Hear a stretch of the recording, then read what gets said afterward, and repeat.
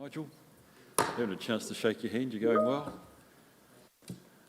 Good. Stacey, I haven't had a chance to shake your hand either. Nice to see you. Stacey, you've got to stay along with Scotty over here. I'm low on councillors this morning, so although I think we should have Nigel on board. He said he was going to, oh, there he is there. Stop, you don't say anything rude about him. Hope you're recovering, Nigel, if I understand it correctly.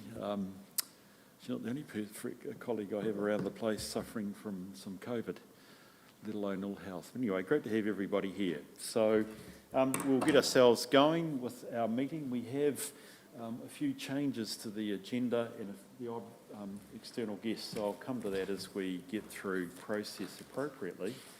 But it would be wise to just start with those apologies. So Michelle is definitely an apology, as is Peter. Bert, I didn't realise he was changing jobs. I think it's his farewell by the sounds of it. Obviously Nigel's on board by way of Teams, which is great. G'day. I'm just trying to think whether, in fact, that's it, isn't it? That's our team. Hopefully everybody can stay here for the meeting. So I'll move from the chair that we sustain those apologies. Thank you, Scotty. Put the motion. All those in favour, please say aye. Those against? It's carried. Now, identification of urgent items or minor nature. That's really just my chance to really talk very quickly about the agenda, because we have a couple of late items which I do propose we actually deal with, and it's great that we've got John. You've got to come to the table, mate. I've got Rudy here. You can't sit over the back there. There's plenty of room. We've got John, obviously, as our auditor for the long-term plan. And I think in the process of retirement, I don't think it's spilling beans, and we've got Rudy as our incoming auditor that's dealing with the annual report. So under item 6.8, Rudy has got a finalised annual plan for the 23-24 audit, and that's been circulated last night, I think it was, Stephen. Now, I know it's, it was circulated previously. I know it's late, but I would like us to deal with it because we should see it as a committee prior to at least the rollover of the year. And secondly, last night Stephen circulated the interim management report on the LTP audit, and there's a couple of matters in there also which I think we should consider, John, as we deal with that LTP audit update under item 6.9. So we'll come to those when we'll do it. Can I say, needless to say to everybody, I don't like late papers, but we will deal with them because they are late and they're important to the ongoing business of the committee. So I'll leave it at that. I do propose to follow through the agenda pretty much in the way we've got it. So Rachel can try and manage the odd incoming call. I think we hopefully have David Seath here for the internal audit under PX.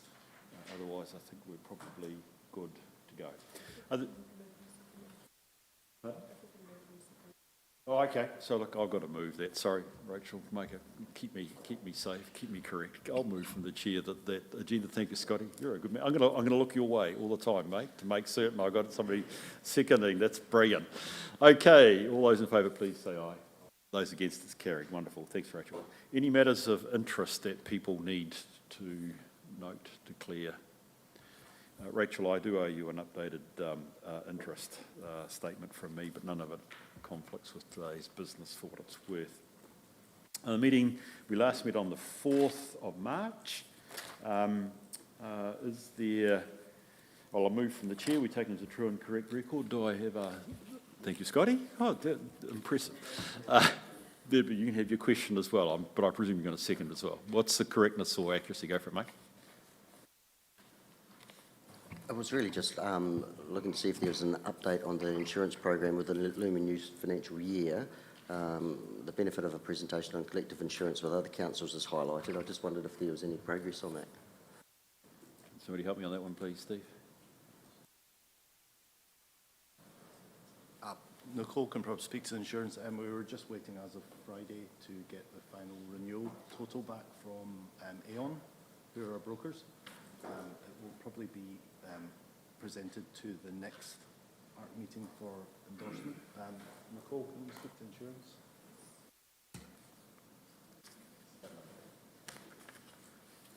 Welcome to the table, Nicole. In fact, you're welcome to come and sit here full-time if you'd like to.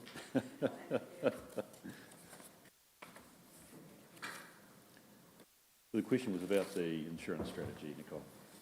Thank you. Through the chair, everybody. Yes, we've completed the review with Aon of collecting information across the organisation. The last of the information is just coming in this week, so we weren't able to collate the info for a strategy to present today, but we will actually pull the rest of that information together and we'll be here for the next audit. It's looking good. We are getting an indication of a possible 5% increase across the board on some areas. Public liability and some environmental liability are the two areas we're just currently working on at the moment, but it's actually looking quite positive. Yeah, Aon have done a very good job.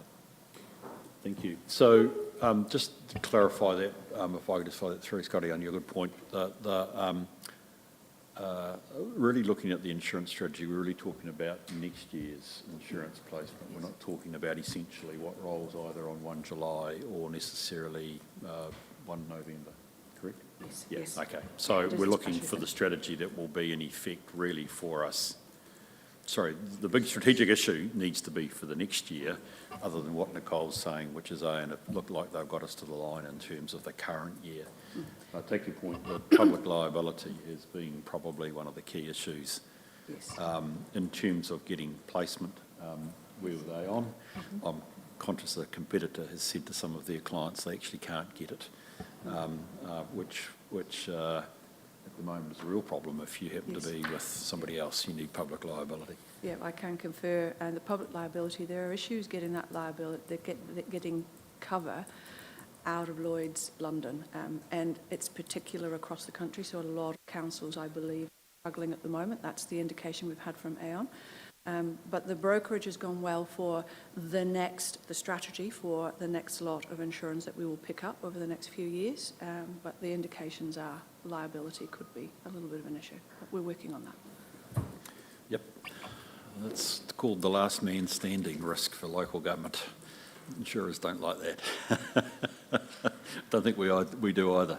Okay, thank you for that. Is there any other, well, firstly, matters of accuracy or correctness with the minutes? Looked like it was the meeting I was at. Are there any other matters folk would like to raise? Thank you for that really good point. That being the case, I'll put the motion. All those in favour, please say aye. Those against? It's carried. Brilliant.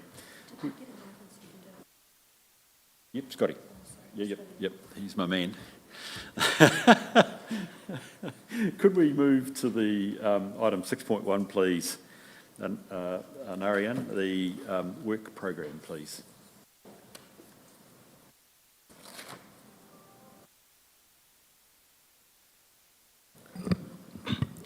Through the chair, the Audit and Risk Committee work program.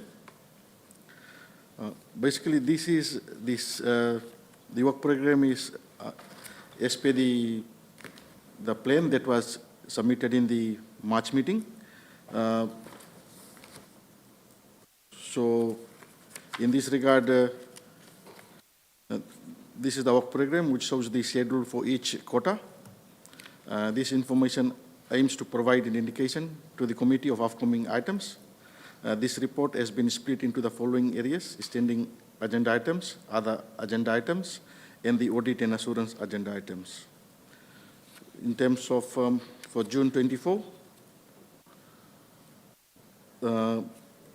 it's as per the earlier meeting on March, minutes and actions from the prior meeting, risk management quarterly report, health and safety update, internal audit quarterly report, external auditors open findings, issues watch register, cybersecurity report, employee matters as required, probity update, a quarterly sensitive expenditure report, and auditor only time and C only time. Thanks, Narayan. Appreciate that. So we've got the table in front of us, guys. It makes a lot of sense to me. Narayan, what I'd note was today probably is actually quite critical, given we're a wee bit closer to it. is actually the LTP update, and we've already noted that we've got John's interim management report. I'd be keen to do that. And obviously, there's the key accounting estimates. We've got a very good, and actually, dare I say, we've got a very good and very big item under health and safety, which would be great to do. The other thing I always look for is the next couple of meetings. So we have a quarterly meeting in September, and along with then a later one in October, which is specifically around the annual report. So that all makes sense to me. So just a question on that, Bruce. That's an additional meeting for a sole purpose. Is that anticipated to be short online, or is it in Good person? question. And if it's in person, would you roll the September one in with the October one? I think the October one is always going to be a question of how the external audit is going. Well, it should be, in fairness to John, how our internal preparation is going and how the external audit is actually going. I think at this stage, Andrea, when are we anticipating sign-off? Before the 31st of October? Exactly. So I think actually we're wise to keep them separate, in which case past experience, we've treated that October meeting as an online meeting, Yeah, Janice. okay, cool. I appreciate the thinking around travel. I think it's probably wise at this stage to keep our quarterly meeting and just recognise we'll need an online Yeah, meeting just to deal wanted with to- the annual report. Ducks in a row? You happy with that, Stephen? Yeah, brilliant. Thank you. Date yet to be confirmed, obviously. Right, anything else people like to raise over the program? That's good. Let's move to the resolution, which is that we receive and note the report. I'll move it. I'm looking for a hand. Thank you, Scotty. I'll put the motion. All those in favour, please say aye. Those against, it's carried. Brilliant. Rightio, the open audit recommendations. There's 18 of them, Narayan. What's the chances of nailing them? Your hands. Through the chair, external auditors open recommendations. There is currently 18 open recommendations from the external auditors. And out of these 18, there are 6 that is new. That's from the March subcommittee meeting. And the details are attached in attachment 1 with the respective management comments as per the my update.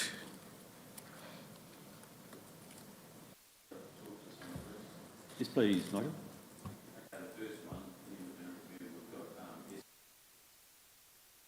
That is, oh, sorry, that should bring that into line, correct, Andrea?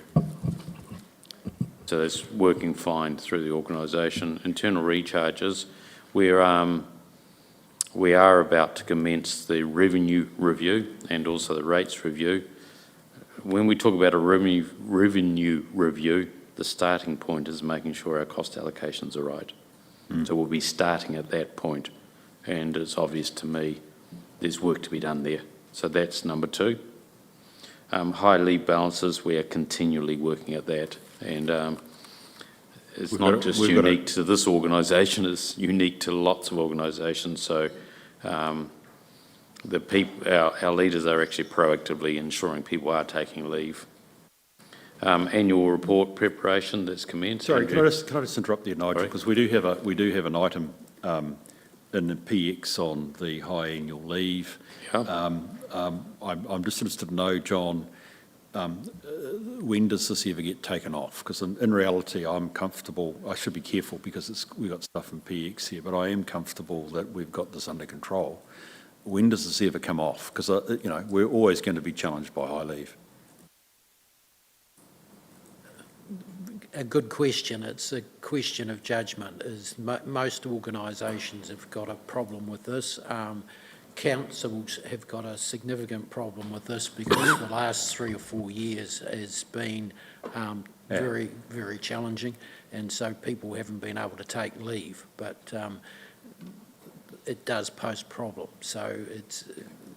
Sorry about that, Nigel. So when we've considered it this afternoon, I'll let you use your judgment on this item. Thanks, Nigel. Keep going, man. Do you want to talk about annual report preparation? Do we, look, shall we deal, I think we'll deal with that when it comes to the item 6.8, Nigel, if that's okay. Policies, we're continually reviewing those, so we're prioritising them and taking them through as the report says, and they just continually come through for review, and probably warrants some sort of probably a table in the audit and insurance quarterly Agreed. reports. I'm not sure about the journal entries, review and progress. Can you fill in on that, Andrea?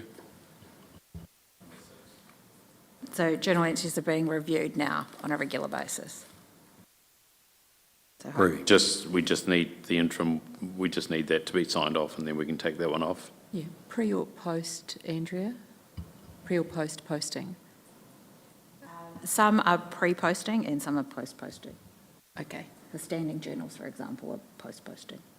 yeah, okay, because some Audit New Zealand clients have comments around posting reviews as well.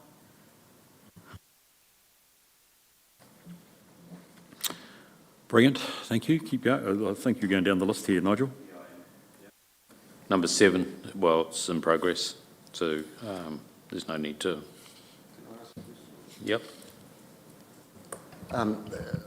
Is this not simple to do, to update details on the website? Is this not simple to achieve? Is it not simple to go? It should be simple, yeah. I just don't understand why it's taking so long. Yeah, it's technically simple, it's just gathering all the information quickly. Scott, it probably just reflects, because we'll get back to it under 6.8, but actually what is our program for around our annual report? But actually it needs to deal with post the opinion, which includes what do we have to get up on the website and what have you. So, Andrea, Stephen, expect that question when we get to 6.8, but it just becomes, it's exactly, I think what we're all agreeing around there, it's just, man, let's get it done. Thanks, Nigel. To hand over to Andrew for the landfills. Number 8.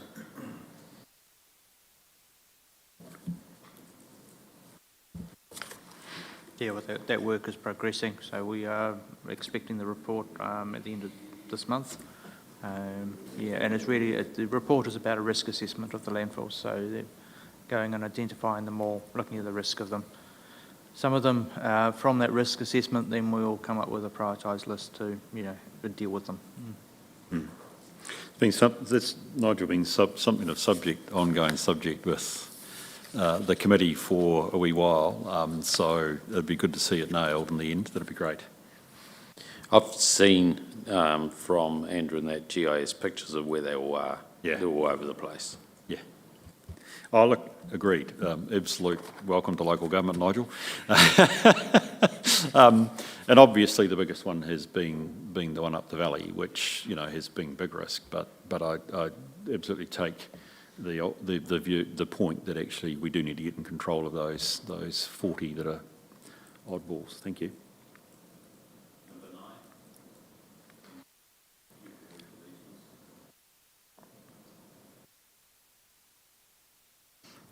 So part of this year-end process, we've looked at, when we do revaluations, we've also looked at new types of revaluations and when we might look to schedule those in.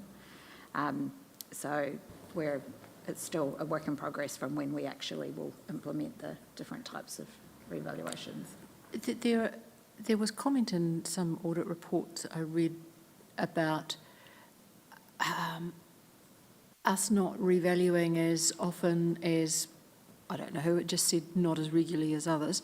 But we do have policies saying that we will have revaluations at least 3 yearly. Yes, we do. We do, don't we? Yes, we do. Cool, thank you for So clarifying that. we've provided for that in LTP and they're rolling 3 years. Yeah, so this is roading, water, Yeah. and the big ones. The land and buildings is still to be commenced. Oh, so we don't have policies around that, No, not as yet. but we will. It's a We'll work in come progress. back to this under 6.8 Yeah. in Rudy's letter. because actually we're into, it's more or less year 2 of the 3-year cycle, so the question of revaluation has become really important. I think the critical thing here, and this is 2 years old now, Nigel, is that the level of evidence and scrutiny is increasing, so we need to be on top of the actual ability to both demonstrate we undertake an effective valuation, but also meet the tests of an external auditor. So that's under watch, yep. Number 10, we've had quite an extensive meeting on development contributions. So a paper was presented and the planning staff, the finance staff and the mayor met on this. This is not straightforward. No. So effectively, we currently use financial contributions. Yep. To move to development contributions is quite a lot of work. Paul and Andrew might want to chip in. So we're looking at that policy and what does it really mean for us in terms of our growth strategy, along with what we were going with, particularly the north end of Timaru. So do you want to add anything? Through you, Mr. Chair. Now, I think it's well understood around the table what DCs are as opposed to FCs.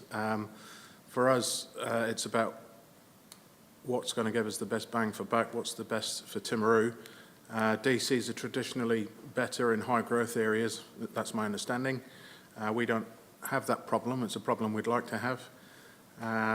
So I think we're okay with FCs, and we're just going to have a closer look, see whether or not there's a mixed model that we might be able to maximise benefits for Timaru District, but it's a work in progress. I take it that would be twinned, and then you talked about a revenue review. I take it that would, which essentially is going to be the underpinning of the next financial strategy, correct? Yeah. It's one of those key components of that. One of those key components of that. Yeah. Look, I appreciate that. Actually, out of interest, Paul, when I was much younger, and in fact I was sitting where these boys are over here as your auditor, the decision in the early LTPs was actually you could justify a level of development contribution because arguably I understand why we focus on financial contributions, but actually I think the decision was the competitive advantage is not to have a DC because it doesn't add to the price of individual property or sections being developed. And that was meant to be a competitive advantage over those that do. So that's a strategic decision, Nigel, which clearly you're going to have to come back to and think about. So I appreciate that. Okay, so that's good. It isn't an easy solve, but I'm glad to hear that, more importantly, in light of John's recommendations, that we are actually in progress on that one. That's great. 11. Wakakatahi, so we're going through them. Yeah, we're working very closely with finance on this one. It's a moving feast, unfortunately. But, Wakatahi keep on changing the categories every 3 years. So there's a bit of a challenge. But, I think we're making a lot of progress. In the long-term plan, we have actually changed the general ledger numbers to match the Wakatahi's categories. Thank you. Number 12, I fully agree with this, and everyone knows that, so effectively we will be in the new financial year moving to a regime where we're capitalising our staff costs to WIP, and then as soon as the asset's finished, get it capitalised. Yep. At the moment we're still doing it 30th of June. Yeah. Useful lives, that's getting reviewed. The rest are all being reviewed. I'm not sure I need to talk to. Okay. So they are at those, rather than the completeness of the interest register, they are essentially close on detail that actually would just be good to see knocked off. So I take your point on that one, Nigel, and I'm happy to accept it on that basis. Thank you for that, Nigel. That's actually, it has been useful. We haven't necessarily always gone through it line by line, so I do appreciate the fact you've taken us through it line by line. That hopefully, John, gives you some confidence that we are taking all the matters seriously And Rudy, as you come in, that we do take your recommendations seriously. Are there other questions or comments folk would like to make on these? It's a bit dry, but it's really important because actually it measures our results year end and it's also relevant for our LTPs, so very good. Okay, so the recommendation is that we receive and note Narayan's report on the outstanding recommendations record. Do I have a mover and a seconder this time? Thanks, Scotty. Thank you, Janice. I'll put the motion. All those in favour, please say aye. Those against, it's carried. By the way, John, I take it you're obviously yet to look at this, and clearly some have been cleared. In our view, you will do the clearance of this, your final audit, correct? Yeah. Rudy will do, and his team. Oh, hold on, sorry, Rudy, yeah, you'll pass it over. Okay, righty. Oh, that's a good pass. Well done. I'll let you off on that one. Okay. Can we move to the internal audit plan, Narayan? That'd be great, thank you. Through the Chair, the internal audit plan update. The ARC endorsed the internal audit 3-year plan in their meeting in 3rd July 2023, and that plan is currently followed. The plan audits for 2023-24 and their status are as follows. A capital expenditure project management report was undertaken by Deloitte, and this report is submitted in the public excluded in this meeting. Sensitive expenditure follow-up was done as per the recommendations by external audit, and the report was submitted to CFO, and we noted as per the follow-up report that there was improvements in terms of the sensitive expenditure as per the findings. So ISCA system was implemented in March 2022, and currently there is a training going for the ISCA system, and hopefully from July the system will be on live.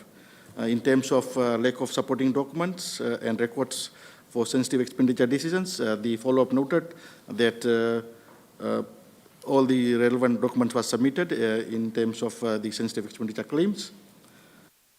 And also there is a training is ongoing in progress for the updated ISCA version in 2024.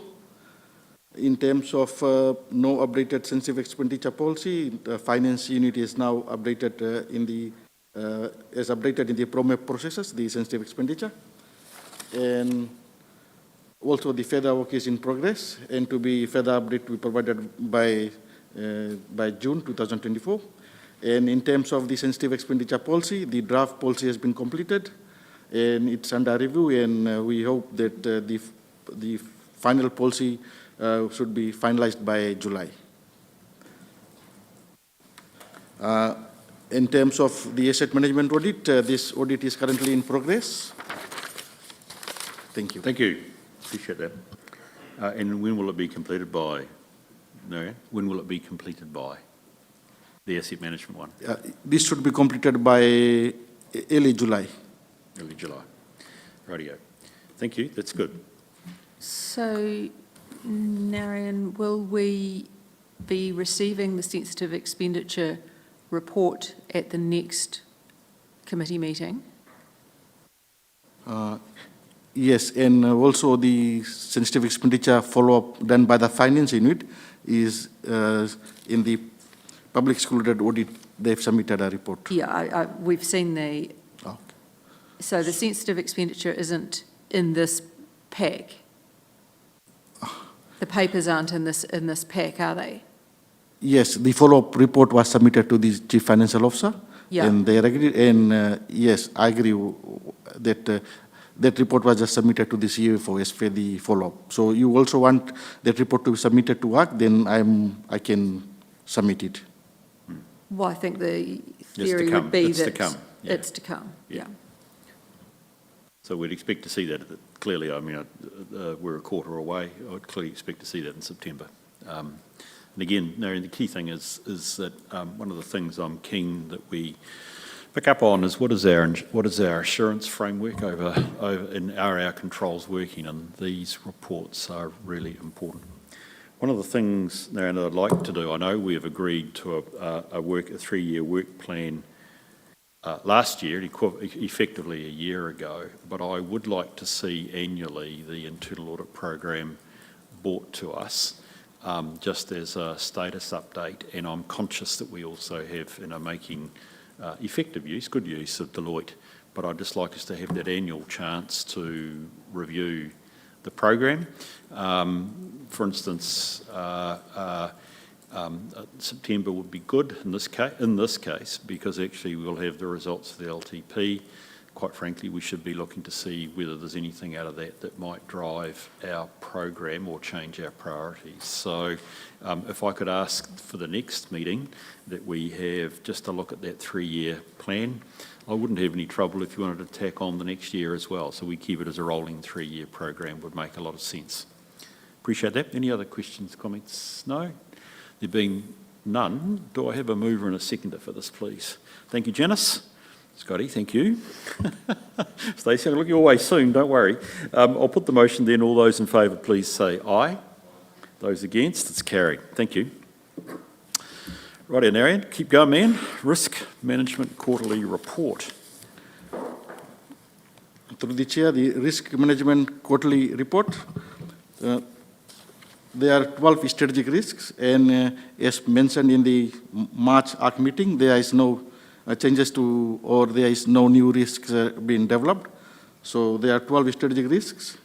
The residual rating of this risk is 1 is very high, 7 is high, 3 is medium, and 1 is low. These risks are shown as per the attachments.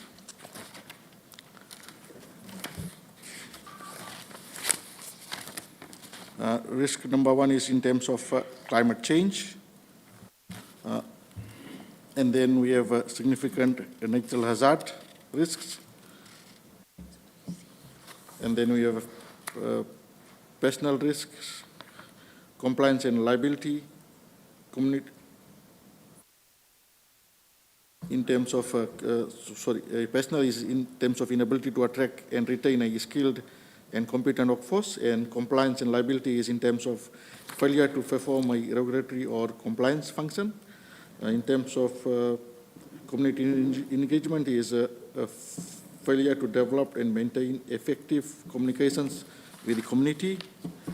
And the other risk is in terms of iwi engagement, breakdown in relationships between the iwi and the council, and natural and built environment. This is a high risk, and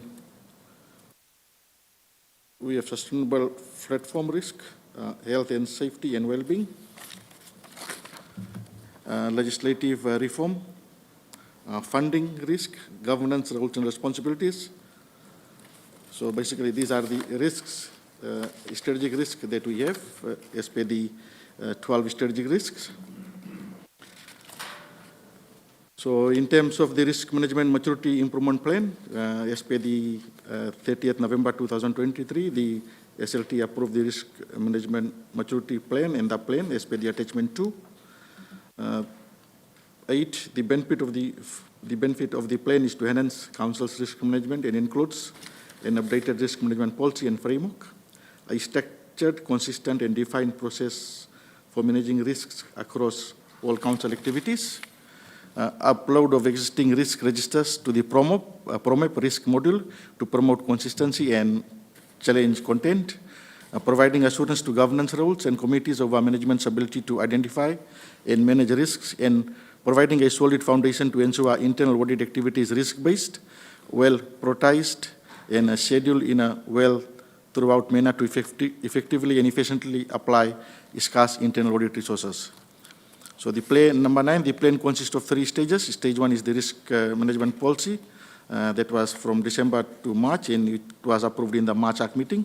So stage 2 is currently in progress in terms of embedding the risk management policy, April to October 2024. And stage 3 is improve risk management practices. That's a timeline for November 2024 to June 2025.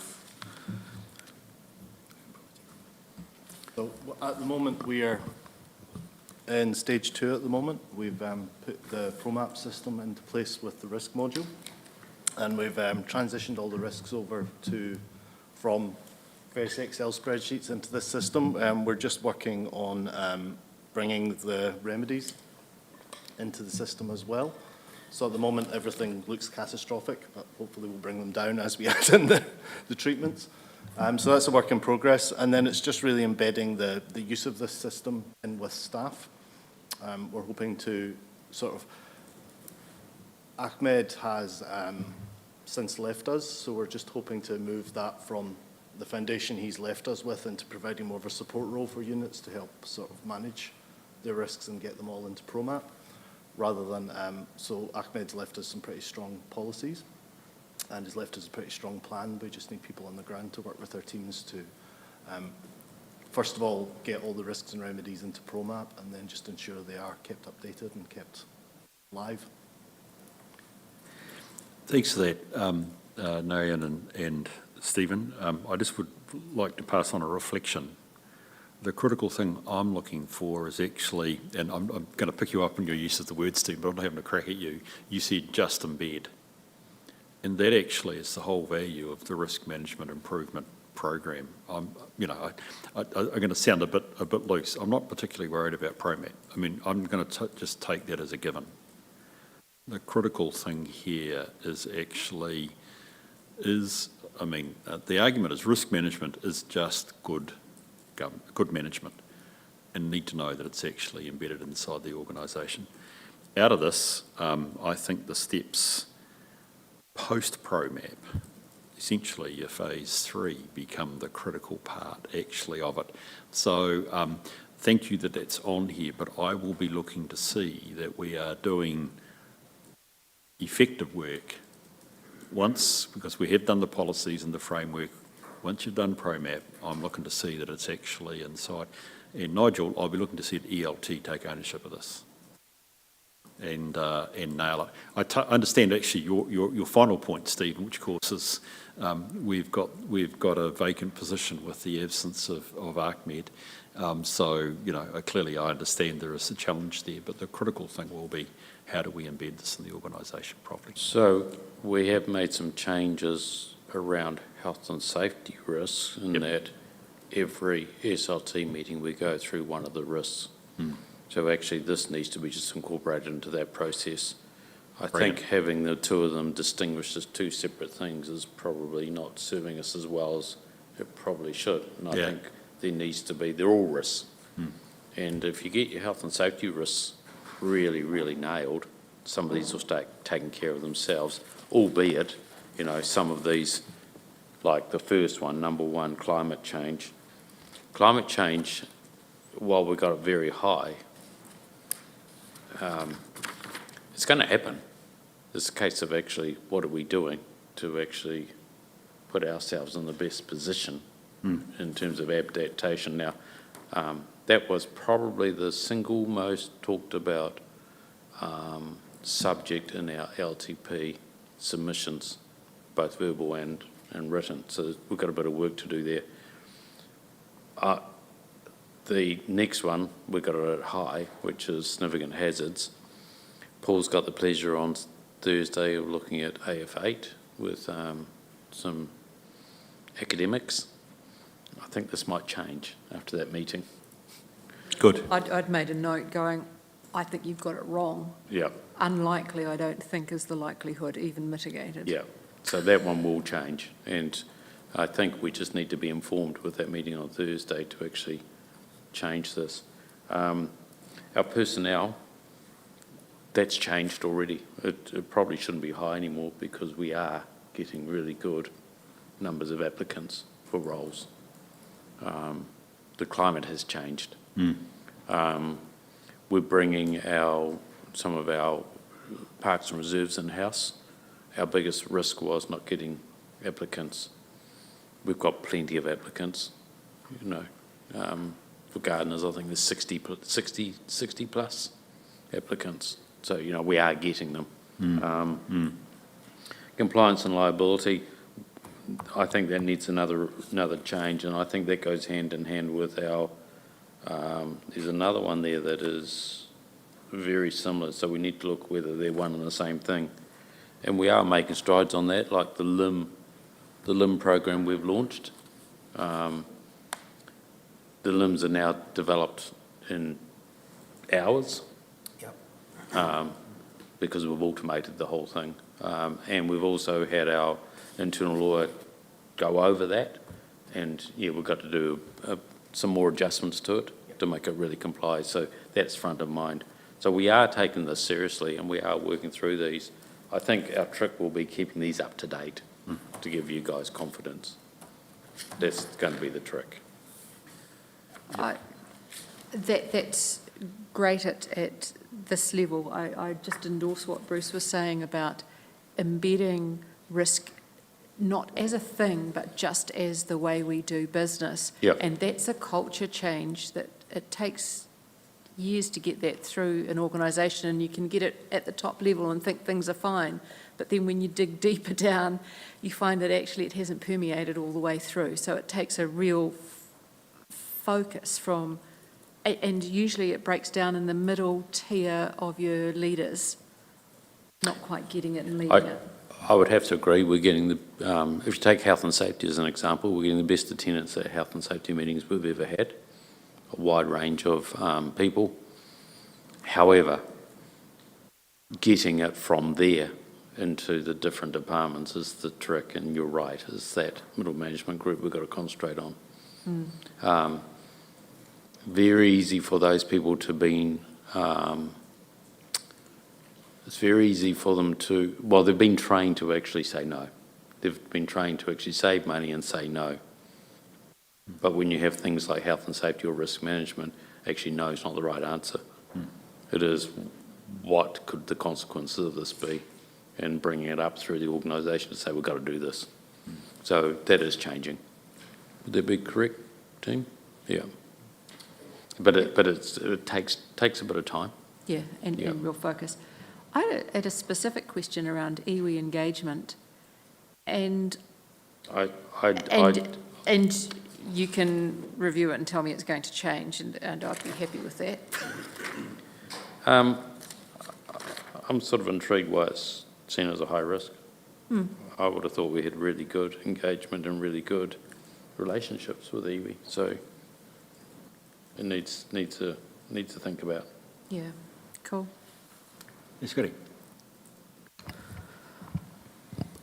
Looking through in particular, excuse me, the mitigations and the treatments, I couldn't help but wonder about what sort of weighting is applied that affects the overall score, if you like, of each of these, risk titles, and how the mitigations are reviewed and will be reviewed ongoing, and ones that effectively may not affect the overall risk assessment, do they receive a lower weighting? And the ones that you identify as the ones that would affect the most change, if they could have a higher weighting, which does help to prioritise the mitigations that will make the most difference.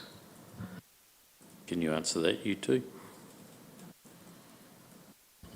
We can try. I mean, some of the system is a bit subjective by nature, as a lot of it is based on how effective you think those mitigations will be based on your judgment.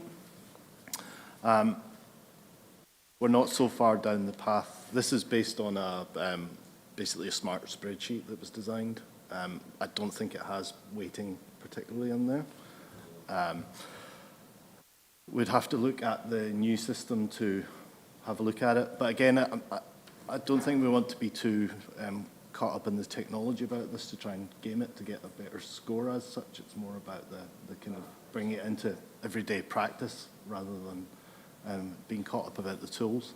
And I think that's where someone actually going in and supporting the teams on a lower level now to actually help them get those risks and the risks and treatments measured properly will help with that regard. And hopefully with the integration of ProMap now, we'll be able to get you a sort of a clearer picture coming out of it. Because at the moment, you're only seeing the very high-level strategic risks at the moment, and ProMap allows to basically bring everything out. Maybe a bit unwieldy, and we might need to refine the reporting as we go along, but this will give you a far clearer picture. But Sorry, that was a long way of saying I don't actually know what the system can offer us at this point. We had quite a debate at SLT regarding the table on number 11, but it was from a health and safety point of view, but it equally applies here. And the debate was around if the likelihood's always almost certain and the consequences are severe, how do you get it out of the red? And the thinking was, you can't. Yeah, and that's what I was going to say about health safety. I have never seen a health safety risk table where the mitigated health and safety risk is less than, you've got it at medium here, and I'm going, how can you do that? So for instance, some of them will always be high, health and safety being one of them, because the consequence, it says it's moderate here, but it's not. If it's wrong, it's severe. Someone loses their life. And you can't mitigate it away. That was exactly the debate. And I don't expect to see things mitigated to the degree that they're not high, because the whole point is understanding the risk. And if the risk is still high, we just all need to understand and accept and manage that. And when you have the likes of, we'll use our R2 as an example, residual risk, we've got it as likely and major. Well, actually, it's probably going to be almost certain and it's going to be severe. You'll never move it from that. But the consequences you might be able to move down, but there's a high chance with R2 that there's going to be some sort of death. So how do you get it down, and what does that mean? So there's some thinking to go on here that we need to think about. These tables serve us well, but sometimes we will always have an inherent risk and a residual risk of very high. So, but it's then the mitigation's really the important part. Even though you've got all your mitigations green, you're probably still very high. Thank you for that. Are there any other questions? Yes, Scotty. Yeah, sorry, Steve, I'm still not crystal up. Taking into account you don't know what the system can do. The point of what I was saying about the mitigations and the weighting was I just wonder how different that heat map was going to look if things were weighted. I'd suggest that risk by risk depends on what the risk is. Like if we use that risk number 2, my view is it'll always be very high in both inherent and residual. But in the middle, the important part against the mitigations, they should all be green. It's more about that you've got everything as much as you can in place to moderate that as much as possible. But given it's an act of nature, it's always going to be very, very high.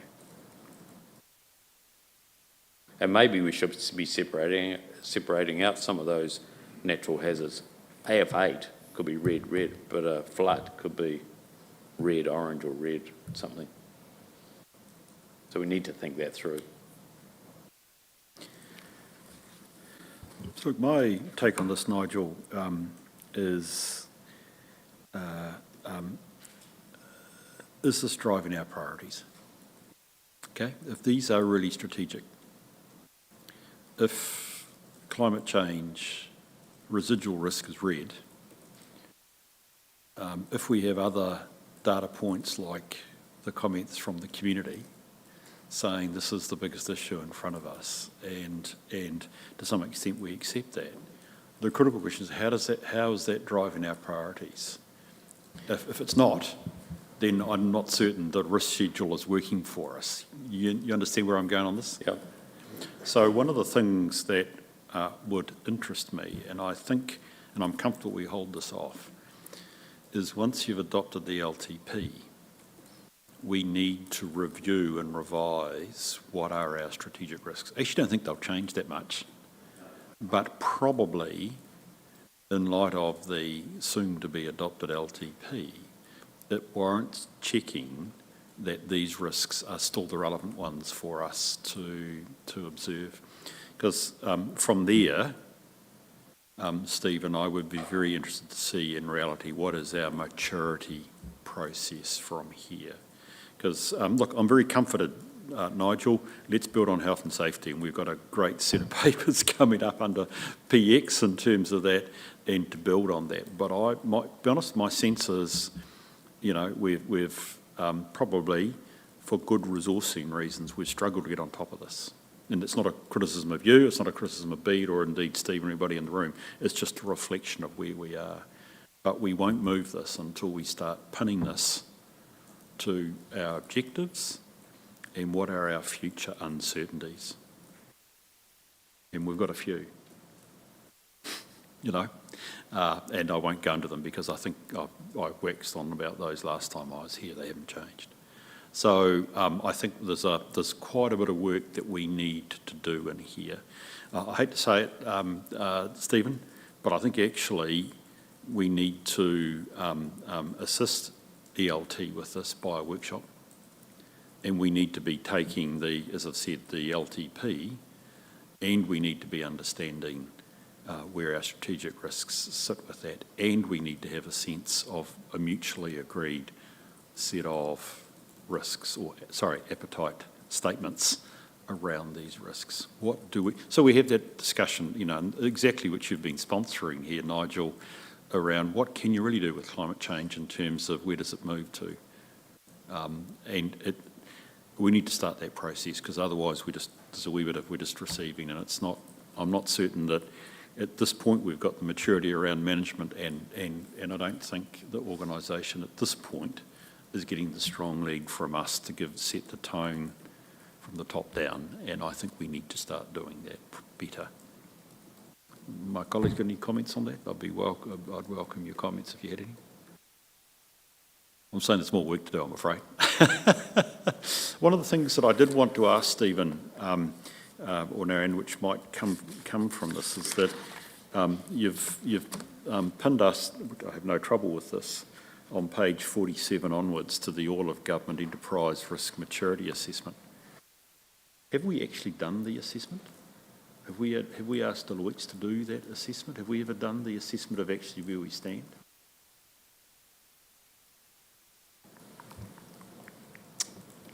We've done it on a high-level basis. You should be somewhere in the bowels of the organisation we've done that assessment, what I call a spider diagram, which is where we stand relative to each of these points. And it would be really interesting to see if we have it, Nigel, because I'm sure I've seen it. Because it will actually probably crystallise the mind and the thinking a bit about where we are and dare I say it, my sense of probably where we are not. So all I'm trying to do is look ourselves in the mirror and say, okay, we can do something better. That's really what I'm keen to do. Yeah, because all the pages on page 50 onwards seem to be where there's been an assessment done, not put into an easily read diagram. And we are only at a very low level of maturity, and we need to get up towards 3, certainly in some of the key areas. Yep. Okay, look, I just would like one final question, and I'm looking again your way, Nigel, although again, I'm happy to take comments from others. In the immediate future, given we're all promising each other we need to up the ante around strategic risk management, are there, and notwithstanding this, our heat map here, Nigel, are there any particular uncertainties or concerns that you think we are facing as a council over the coming 12 months that we should address? You might leave that to PX if you wanted to, but perhaps I'll leave that as a rhetorical question. You might want to come back to that when we talk on PX. Would that be okay? Brilliant. Okay. So with that, folk, can we move to the resolution, which is that we receive the quarterly risk and we note the risk maturity improvement plan. I'm not going to put any additional recommendations about what we need to do downstream, Stephen, but I think it would be valuable if I could catch up with you folk and chat that one through to progress. It's on my shoulders. I'll move that from the chair. Do I have a seconder, please? Thank you, Scotty. Put the motion. All those in favour, please say aye. Those against, it's carried. Brilliant. Legislative compliance. Already a matter of discussion between you and me this morning, Stephen. So, in your hands. So we providing the results of the last survey with Comply With. As part of a review of this and the effectiveness of the actual tool, my predecessors decided not to renew going ahead with the Comply With tool. They felt that it wasn't providing an effective solution that was giving a fairly honest review of where we were at with the council. At the moment, we have just hired a new legal services manager on board, Elliot, who's in the room at the back here. I'm sure you can join us if you want to ask G'day, any Elliot. questions. How are you? He promised that you were going to make an appearance. I hadn't realised you're sitting down the back there, Elliot. Welcome to the meeting. Great to have you here, buddy. One of his roles is to review our legal compliance and actually put a framework in place for achieving and reporting on that in a better way. And that might mean re-engaging with the Comply With tool. But at the moment, we're taking a fairly platform agnostic view on it at the moment. We need a tool that suits the purposes of the council around trying to fit the council around a tool that wasn't used to its full extent. So that will be one of Elliot's roles going ahead. Brilliant. Thank you. Yes, Janice. Just a note on Comply With. Most of the organisations I'm involved with have used it. 2 of them have recently determined that they're not going to continue with it because it isn't meeting the needs of the organisation. One of them has stopped using it and looking for something else, as you guys have, and one of them is still using it until they find something else. Now, the issue I have with this report is it doesn't actually tell me anything apart from the fact that a year ago you did a review and there are still some outstanding items, and that we don't have any assurance provided to us in the interim around our legislative compliance. So it feels like we're in a bit of a vacuum and there is no assurance provided to us or council around our compliance. So you're not alone in saying that Comply With doesn't meet your needs. I would think Comply With should be getting the message by now, given the number of organisations stopping it. But it sort of feels like we're in a vacuum at the moment. This provides me no assurance apart from the fact that we haven't done some stuff over a year ago. Yep, and I think that was the problem with the adoption of Comply With, is that it wasn't being adopted by staff enough to provide you with a clear picture and a clear picture of any movements towards being compliant. Having in-house legal services now who can actually go out, and he is working with all the teams. Yeah, an observation about that: when staff don't engage with Comply With, it's part of that cultural thing again, and the education piece and the way in which it's used, what it's used for, and how that's communicated to people. So I'd indicate that it might not just be Comply With, it might be a cultural piece as well. Yeah, I mean, at the moment, I would say that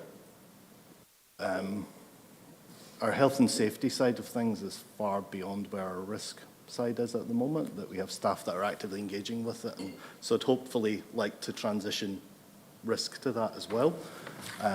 But that involves sort of people, sort of like Elliot, like a future risk support person actually going out and working with the teams to make sure it's actually embedding it as people's own job rather than sort of outsourcing a department who looks after the risk, just making it BAU. But there's a difference between risk and legislative compliance. They're sort of 2 different things. I mean, some of the people here, the auditors and also external members of the Audit and Risk Council, have you seen a best of breed process to demonstrate you're complying with legislation? Because I've seen this in 2 sectors, health sector and this sector, and both, in my view, have been a tick box exercise that actually gives you absolutely no assurance. It's a tick on a box, and that's what Comply With was. And I think what we've got to do is do some soul searching that actually, what is the process? What does it look like? What is the best process? I haven't seen the ideal system. The best I have seen is Comply With used in a way that engages with staff on particular issues and they use workshops when the results come back to dig deeper, and so it's all in the way the tool's used. I mean, it is just a tool. You can have a tick box, or it can be used for information and eliciting areas that need better education, etc. Yeah, and look, just from my side, Nigel, I would totally endorse what Janice is saying. When I first saw this here, I said, yay, this is great, I've got an idea. But if it's only been implemented as a tick box exercise, well, I obviously, you know, it was the emperor's new clothes, or I'm standing on a foundation of clay. So look, essentially it becomes, oh, sorry, Paul, we go from in. Yeah, apologies through you, Mr. Chair. I was just going to say my experience of comply with is it's a dichotomy. It's yes or no. There's no in between, and we're sort of 90% compliant, but do we tick no or yes? And staff feel, I think there's a bias in them to say, actually, we're pretty much there, so yes, when we're not. So I don't think what the assurance you're getting is watertight. It isn't. And I think that's the problem with that system. What I would say in terms of best practice, I'd probably go to my BCA and say where we have quality assurance against what we say we're doing and what we are doing, and that person's role is to actually establish what is happening and find deficits and then rectify them when they find them. So that to me would be best practice. We already do it in the building control area. So that would be my 2 cents, I suppose. So again, we'd reflect a tool versus what actually we do under the underground. Well, sorry, on the ground, not under, on the ground. Nigel, one of the things I was having as a discussion with Stephen this morning was what do we do in the interim? And I want us to focus the mind on that October meeting, if I can put it this way. And Elliot, I know you're down the back there. That meeting, we will have to recommend that a letter of representation to Rudy be signed off, which includes the statement we have complied with our legislative requirements. And I take that as being broad, not just the financials. So we're recognising we are at a basement level here that actually we haven't implemented comply with appropriately, whether it meets our needs or not. I hear your point, that's a different issue. But we do have the reality that on the whatever date in October, as a committee, and then ultimately as council, is going to recommend that you, Nigel, and Nigel as mayor, sign the letter of rep. So I just want us to think through what is a pragmatic approach for us to actually meet that requirement. Because quite rightly, if we can't sign, I don't blame Rudy in not signing. So the asset is on us. What do we do in this quarter that starts to build a body of evidence and comfort that we can make that representation? Mr Chair. Oh, sorry, Scotty. Oh, John. Comply with my observation is that especially when you get complex organisations like a council that's got a very, very large amount of legislation that you have to comply with, if you actually don't deal with it on a risk basis, that's when you're just going down and ticking the box, because because the number of things that you have to do is so large. If you don't actually focus on the risk, which is the most important, you spend a lot of time not achieving too much. Thanks for that, John. Okay, I think we probably know where we're at, which is that the report is of limited value, other than recording the fact that we need to move on, but the discussion has been good. So, Stephen, I hope that's encouraging. Elliot, I hope that's encouraging, which says we need more and more of your service around here, buddy, and we look forward to your ongoing participation at this meeting. So can we just receive and note the report? Thank you, Scotty. Thank you, Janice. I'll put the motion. All those in favour, please say aye. Those against, it's carried. Rightio, sensitive expenditure. We've got a report here, please. Now, is it Ashley or Andrea? I don't know if Ashley's in the room. Andrea, you're going to speak to this, please, for me? Thank you. So the sensitive expenditure is a report just to be received and noted. that there wasn't any significance in the March quarter. Thank you, Andrea. I think the other thing that I'd want to ask, firstly, as a question, this expenditure has gone through the appropriate approval process, correct? Right. So we can take it as read that it's gone through the right processes. So it's actually for the committee just to have a chance to check that our institutional settings, what results in the spend, is reasonable. That's really the critical thing here. So in receiving, and as indeed Andrea said, our job is to receive a note, we are in effect saying our antennae say that this sort of spend is reasonable. Okay, it's not questioning those that have authorised it, but it's actually saying, is this reasonable? So I'm open to any thoughts or comments from folk. Happy? Good. Are you going to move the motion?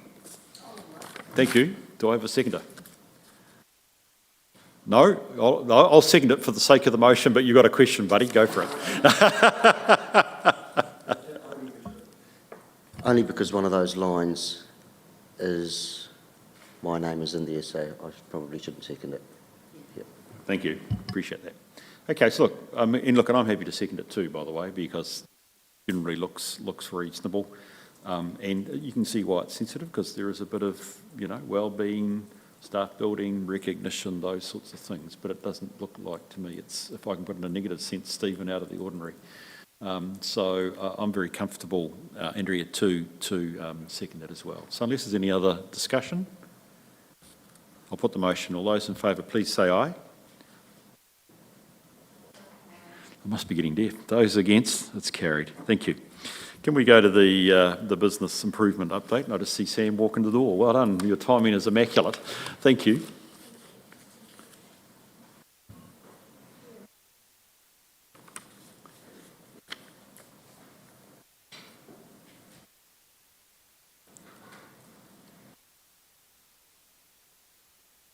Thanks, Sam. Hello. Thank you, Mr. Chair. Kia ora, everybody. The current funding application process is manual, involving extensive paperwork and document errors and lack of transparency. A business case to implement Smarty Grants, a web-based platform for online applications, has been approved. This platform will enhance efficiency, transparency and data management. The build work for this has started in June with a transition period and a support for applicants. Financial planning, reporting and the budgeting tool is in progress. Users have been recording their forecasting figures into the system, and the monthly financial reports are complete. Templates for monthly management financial reports and CAPEX schedule reports have been developed and are currently undergoing user acceptance testing.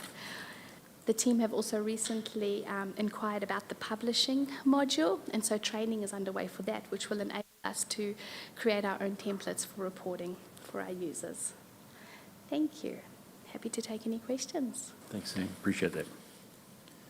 So all very important and little good, not little, wrong way to put it, because I'm sure it's a lot of effort actually, Sam, but important programs to get in place. Any questions? Yes, Scott, then. Scotty, then Janice. Sorry, I've just lost what I was... No, just back to the community funding project. This is quite exciting to me.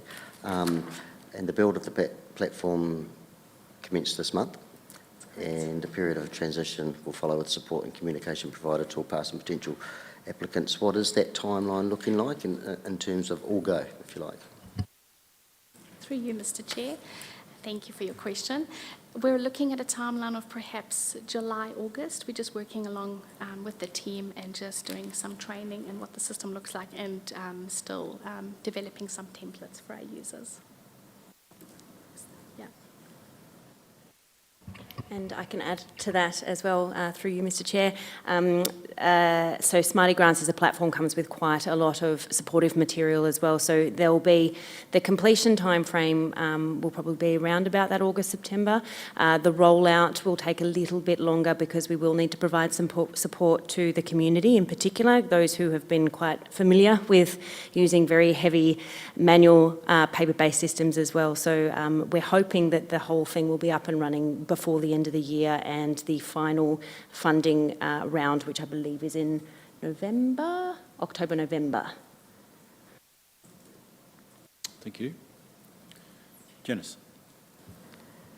I had a couple of questions, and I'll just follow on from where Scott was heading, was these new ones that have had the business cases approved, etc., given that I'm not involved on a day-to-day basis, it would have been helpful to get an idea of the dollars and the timeline for each project, because that sort of indicates how much headspace I give it. You know, if it's just a small thing, then it's not as much as if it's a hundreds of thousands of dollars worth of project, for instance. Things like Atticus Bookable and Assura Upgrade, you've noted that they've gone to BAU, but there still seem to be comments around there's still stuff to do. So are they complete and there'll be a closeout report and they'll disappear off your monthly report, or are they ongoing? I just couldn't quite tell if they were finished. Thank you. Through you, Mr. Chair. The Atticus Bookable, yes, it has been completed, but we are undergoing more improvements within the system. Yeah, we do plan at the next audit and risk to provide a closeout report for both those items, as well as, yeah, for Assura. And those will just, because it's in the continuous improvement space, will just continually be improving and how we can enhance the system for our users. Yep, okay, that's cool. The ProMat processes, it seems that the departments have changed, so you can't sort of see from one to the other. That's correct. So I'm asking you, is progress actually being made, or it just seems that there's still quite a bit of work to do, but is progress being made or has it stalled? Thank you. Yes, I do believe progress is being made, because I'm still getting a lot of inquiries from different users that are wanting training, and so they're just currently looking at the processes we do have in the system, because they were probably put in there about 3 years ago. So it's just updating those processes, and then they'll start inputting new processes into the system. Cool. Okay, thank you. I think two of the systems here that only get a small few lines probably are going to have the biggest impact on this organisation. One is Magic. That system has got so much potential, and we are still in the early days of user training and getting users to actually use that appropriately. I believe it will become the #1 finance tool in the organisation. It gives you your results, gives you your variances, gives you your forecasting tool, and once we get people really used to using it, we're going to get so much better forecasting going on. And your ProMap is also critical, and we're trying to just linking that into your standard operating procedures is being debated at the moment, because they're critical as well in terms of health and safety and so forth. Does MagiIQ extend to your LTP model, financial model? Not this year, but it will. It will. Yeah, it will provide the model going forward, correct? Is it? To me, it's pretty important whatever tool we have, but I mean, it's logical that it would be Magic. Because I think, again, I'm on a bit of a bent about your revenue review here, Nigel. And actually, whenever we have a risk workshop, Stephen, funding is not our strategic risk, our financial strategy is our strategic risk. And actually the big numbers, which will be reflected by our model, become really important. And do we have the agility to adjust and change, which is the important part of any budgeting, of any forecast model, becomes really important. as we try and maintain our 10-year financial strategies. So all power to you to get this into place. It'd be great. Again, that would be helpful to understand that. I think that's the point you're making, timeline and cost. Where does the focus really sit? So thank you for that, Janice. Any other questions folk would like to raise over our projects? It's a really important report, Sam, because this is about driving quality into the way in which I suspect you can present information to council, but also the way in which the community can interact with us. So it's a small report, but actually a really important report, hence the need for our focus on it. So thank you for that. There are also other improvements going on in the organisation outside of here, like the LIM system that Justin and his team has developed, and that is a game changer. Yeah. So Nigel, does that fit, should that be on this report? But the purpose of this report is to get a picture of all the business improvements. It's not just what might fall under Sam's area. So how do we get it all together? It's been definitely a multi-year project with the intent of increasing transparency and legislative compliance to make sure that we, and liability and so forth for council is reduced as much as possible, along with the improvement in service. So I can add something in for the next report. I think I'm probably looking at, I don't know who it really comes under. Is that you, Beth? Actually, how do we capture? Yeah, I think it'll be the key components of what we're doing. So LIMS might be one. It's unfair to look at you on this one, Justin, but I'm just saying, how do we look at the, this is good news. We're improving our systems, but actually, what are all the systems? Justin and Sam need to do this in collaboration because Justin runs all the ITC. Yeah. And I'm just so surprised that this one just flown under the radar. Yes, because I think it's really, it's sort of, the fact that we're having this discussion is indicative that there are sort of silos, and it just would be good if it's a bit more joined up so that we're getting the overall picture. And I'd go back to my concept here about assurance. Where do we gain comfort that we're doing things right or better? And this is it. That's why I could wax eloquent about a business improvement. It's a really important part of our business. Yes, Peter. If I may add to Nigel and Justin's points as well. So the challenge with the business improvement program is that it's a one-man band, essentially, and whilst it has a whole of organisational remit, it doesn't necessarily pick up on everything that's happening. Understanding the criticality of the LIM review and the work that came out of that, we take that on board. One extra piece of work that we're doing at the moment is exploring and canvassing the different types of project management that is happening across the organisation. So Sam's role does cover project management. It's generally related to new and incoming projects, particularly with respect to finance and software, but we also understand that across the breadth of the organisation there's a breadth of skills and a range of maturity in that skill set as well that we haven't necessarily captured. So we are kicking that piece of work off next month, and we'll be bringing in project managers from across the organisation to make sure that we're understanding what is happening in various spaces. Sort of a virtual PMO. Great. No, well, that's good, and I think that's the sort of thing, Beth, that would be good to be visible in front of the committee, without us, getting into the engine room or, going too far below the line. But it's just helpful to understand what is, from an assurance perspective, that's on the move. Thank you for that. Thank you for that, Sam. We'll have a mover and a seconder for this report, please. Thank you, Janice. Thank you, Scotty. I'll put the motion. All those in favour, please say aye. Right. We move to the accounting policies for the annual report. Now, I just would like to reflect that by way of email. I'd just like to make certain, and this is always the bad part about late papers, is I'm hoping members have got access to a copy of Rudy's annual plan for the 23-24 audit. We do have that, don't we? You folk do have that? Great, okay. So, Andrea, we're in your hands. So this paper is essentially bringing the accounting policies 2024 that we intend to put into the annual report, but also they were used as a basis of preparing the long-term plan.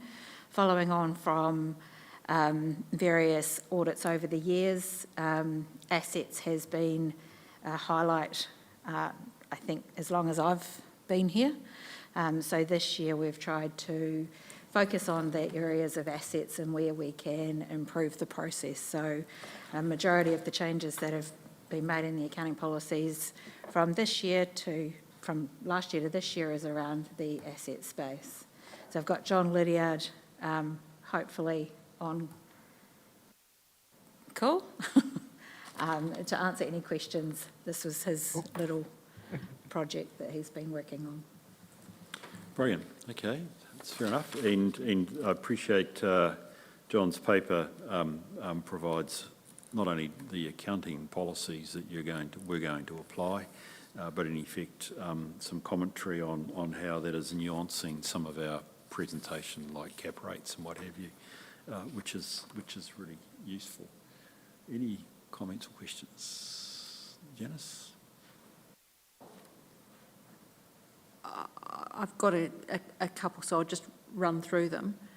Starting off about the policies and the enforceability of standardising the policies between the council and the subsidiaries.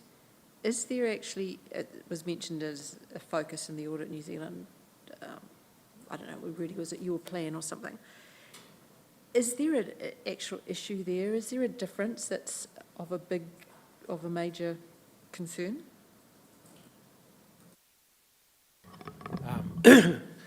Through you, Mr. Chair, a couple of years ago there was a material prior period error in both Timaru District Holdings and in Timaru District Council's accounts. So two major investments that Timaru District Holdings has is they've got a 50% interest in Prime Port Timaru and a 47.5% interest in Alpine Energy. So they're both for profit, as is Timaru District Holdings.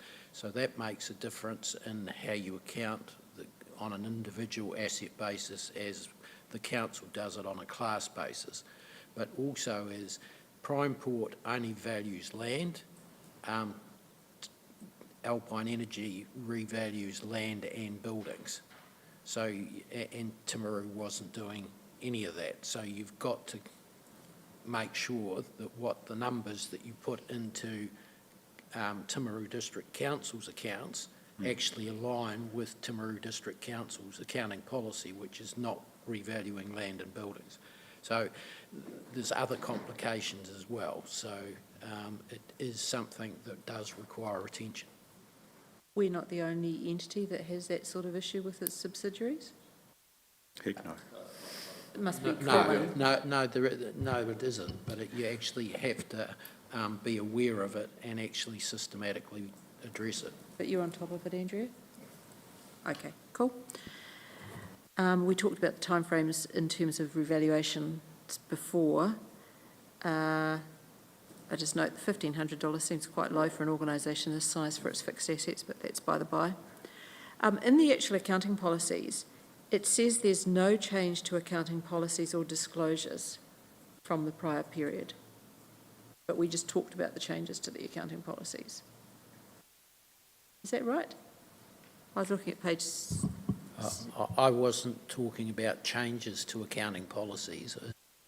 What I was talking about was that you actually have to make sure that the information that is adopted into the Timaru District is consistent. I got that bit wasn't about changes, that was about what was there, but I thought there had been some changes to our accounting policies this period, and yet there's a statement here saying there is no change. We do have John on the line. I wonder whether perhaps the person to ask this, he's the subject matter expert. John, can you help us with that, please?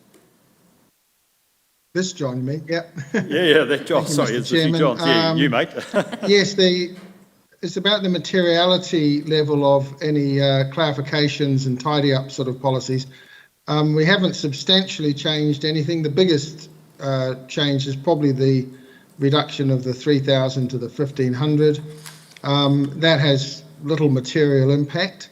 So if we disclose all of the tidy up policies as tidy up elements as changes to accounting policy, that really is misleading in itself. So what we've done largely this year is clarifications rather than substantial alterations. Some of it may look like there are changes, but what it is that we are bringing out to the fore practices that have been in practice already. So, for example, some of our depreciation elements have already been there, and we are clarifying that and bringing them out to be more obvious. So part of the discussion that will be with Audit New Zealand will be if we have to disclose any of these as particular changes, but the starting point that we're taking at the moment is that none of these are worthy of specific disclosure. As, for example, last year we had a substantial change, I think it was last year, because there's a change in policies towards investments, which John will remember with joy and happiness, because it was a lot of work and that was a substantial policy change. But this year we're really saying that these are clarifications of our policies. I hope that helps anyway. So what we're actually saying is changes in accounting policies. There have been no changes in accounting policies. Changes in disclosures. There have been no significant changes in disclosure for the year. So I just want to make sure that everyone's happy with that wording. And then, for instance, when we look at the fixed asset value and it reduced to 1,500, it just says it's 1,500. It doesn't say and note that that's been reduced from prior year. And I don't have a view as to whether it should or not, but I just want to make sure that that's okay. Yep. Thank you for that, Janice. That's very wise advice. Any other questions? Can I just, Mr. Chair, I guess one of the things we've been talking about with John quite a bit is on the assets that are being revalued. So you have a policy choice to carry at cost versus revaluing. So obviously if you should move a current asset that's carried at cost to a revaluation regime, which is material, so land and buildings, that will be a change in policy. One thing that we have been looking at is just, and this is probably coming at the more detailed policies, whether you revalue or not because there's a material movement. I think Council's policies currently talk about a material movement. We've done an exercise basically looking at Three Waters and roading that tells us using a specific index there's not a material movement from our perspective. But Council's policy talks about a 10% movement and maybe worthwhile putting a bit of clarification around there because it does depend what sort of index you use. So if we use CPGI, we get no revaluation, so you get to I think an under 10% movement. If you use another index, you may end up with an over 10% movement. So whilst not in the realm of an accounting policy change, for us as an auditor, you know, whether you revalue or not is quite significant. So what I'm saying is, since I've come into the audit, there's been a bit of talk about whether you are going to revalue or not, what you're going to revalue or not, whether you are going to move to a revaluation regime for assets being carried at cost. And it would be good to bed that down and make it as clear as possible. Thank you, Rudy. So what are we recommending there? So land and buildings, Andrea, John? Well, Mr. Chairman, I thought sorry, I'm echoing a little bit,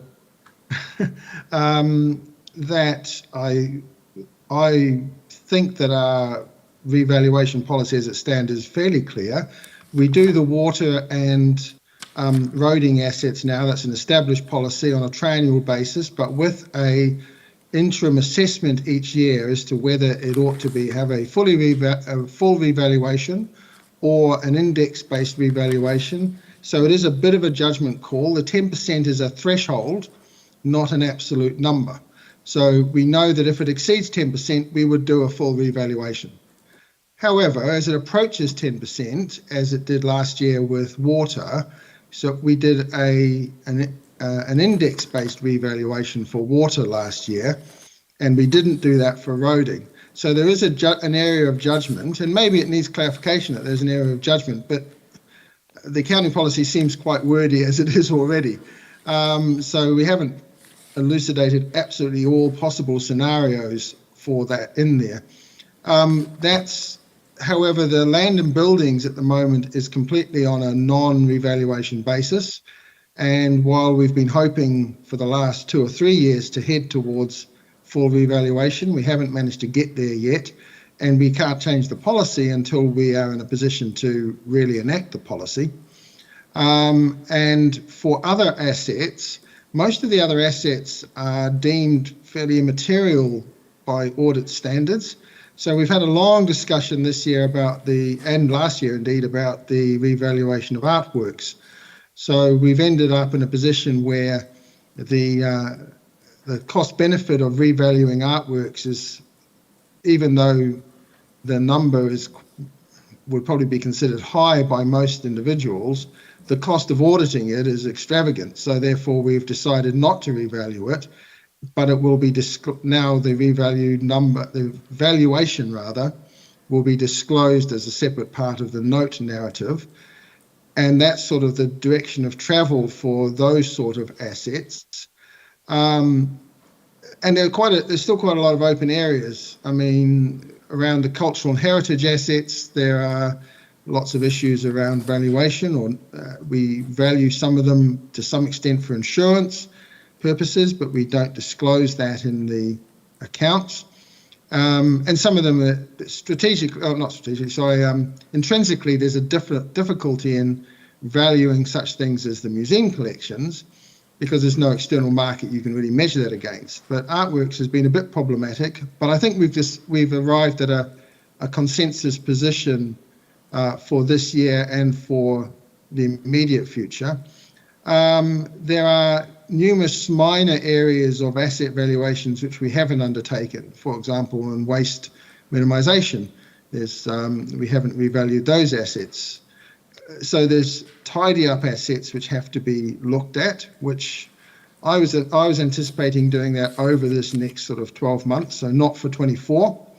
We've done a lot of work around tidying up our asset register for 24, looking at things like useful lives, which we were discussing earlier under the risk management section, and looking at depreciation rates and eliminating assets which actually should have been disposed of and things like that. So we've done a lot of tidy up work, none of which necessarily impacts on the valuation policies, but does impact on the actual real world valuation that we're putting in our accounts. So I think it's an ongoing discussion. There's no final position on most of these valuation elements, and there never will be, because the inflation rate changes. We know we've come out of a very high period of inflation. Now it's less. Our initial view on water is that it wouldn't require revaluation this year. I haven't seen our view on roading, but interesting that Audit New Zealand's view is that seems unlikely to need revaluation as well. Both water and roading now end up being revalued next year because of the way that it got reset after the last set of revaluations. Initially they were staggered, but now they're coinciding. So there's a bit of a question as to whether we should be rigorously applying the triennium, because there is obviously a lot of work around that, but they're different teams. So I'm confident that we're in a position now to handle our evaluations. We have put in a substantive amount of work on both the water and the road transport asset registers, particularly recently in road transport with the introduction of RAM. So we're in a much better position for managing the revaluations. But to be fair, I mean, revaluations of water and roading is probably the single largest element in our accounts, even larger in numerical terms than the rating revenue. So we do focus on that a lot, and we do a lot of focus with audit in terms of making sure that we are all in agreement going forward, which I think we're likely to be again this year, that there won't be, been no substantive disagreement. I think John would agree with Audit in terms of our positioning for revaluations in the last 2 or 3 years, and it's good to continue with that sort of position. Sorry, that's a bit long-winded answer. My apologies. But, so through you, hopefully Mr. that Chair. provides a wider context. So through you, Mr. Chair, I'm used to an environment where this we debated here and then go up to a board, in this case a council, for ratification.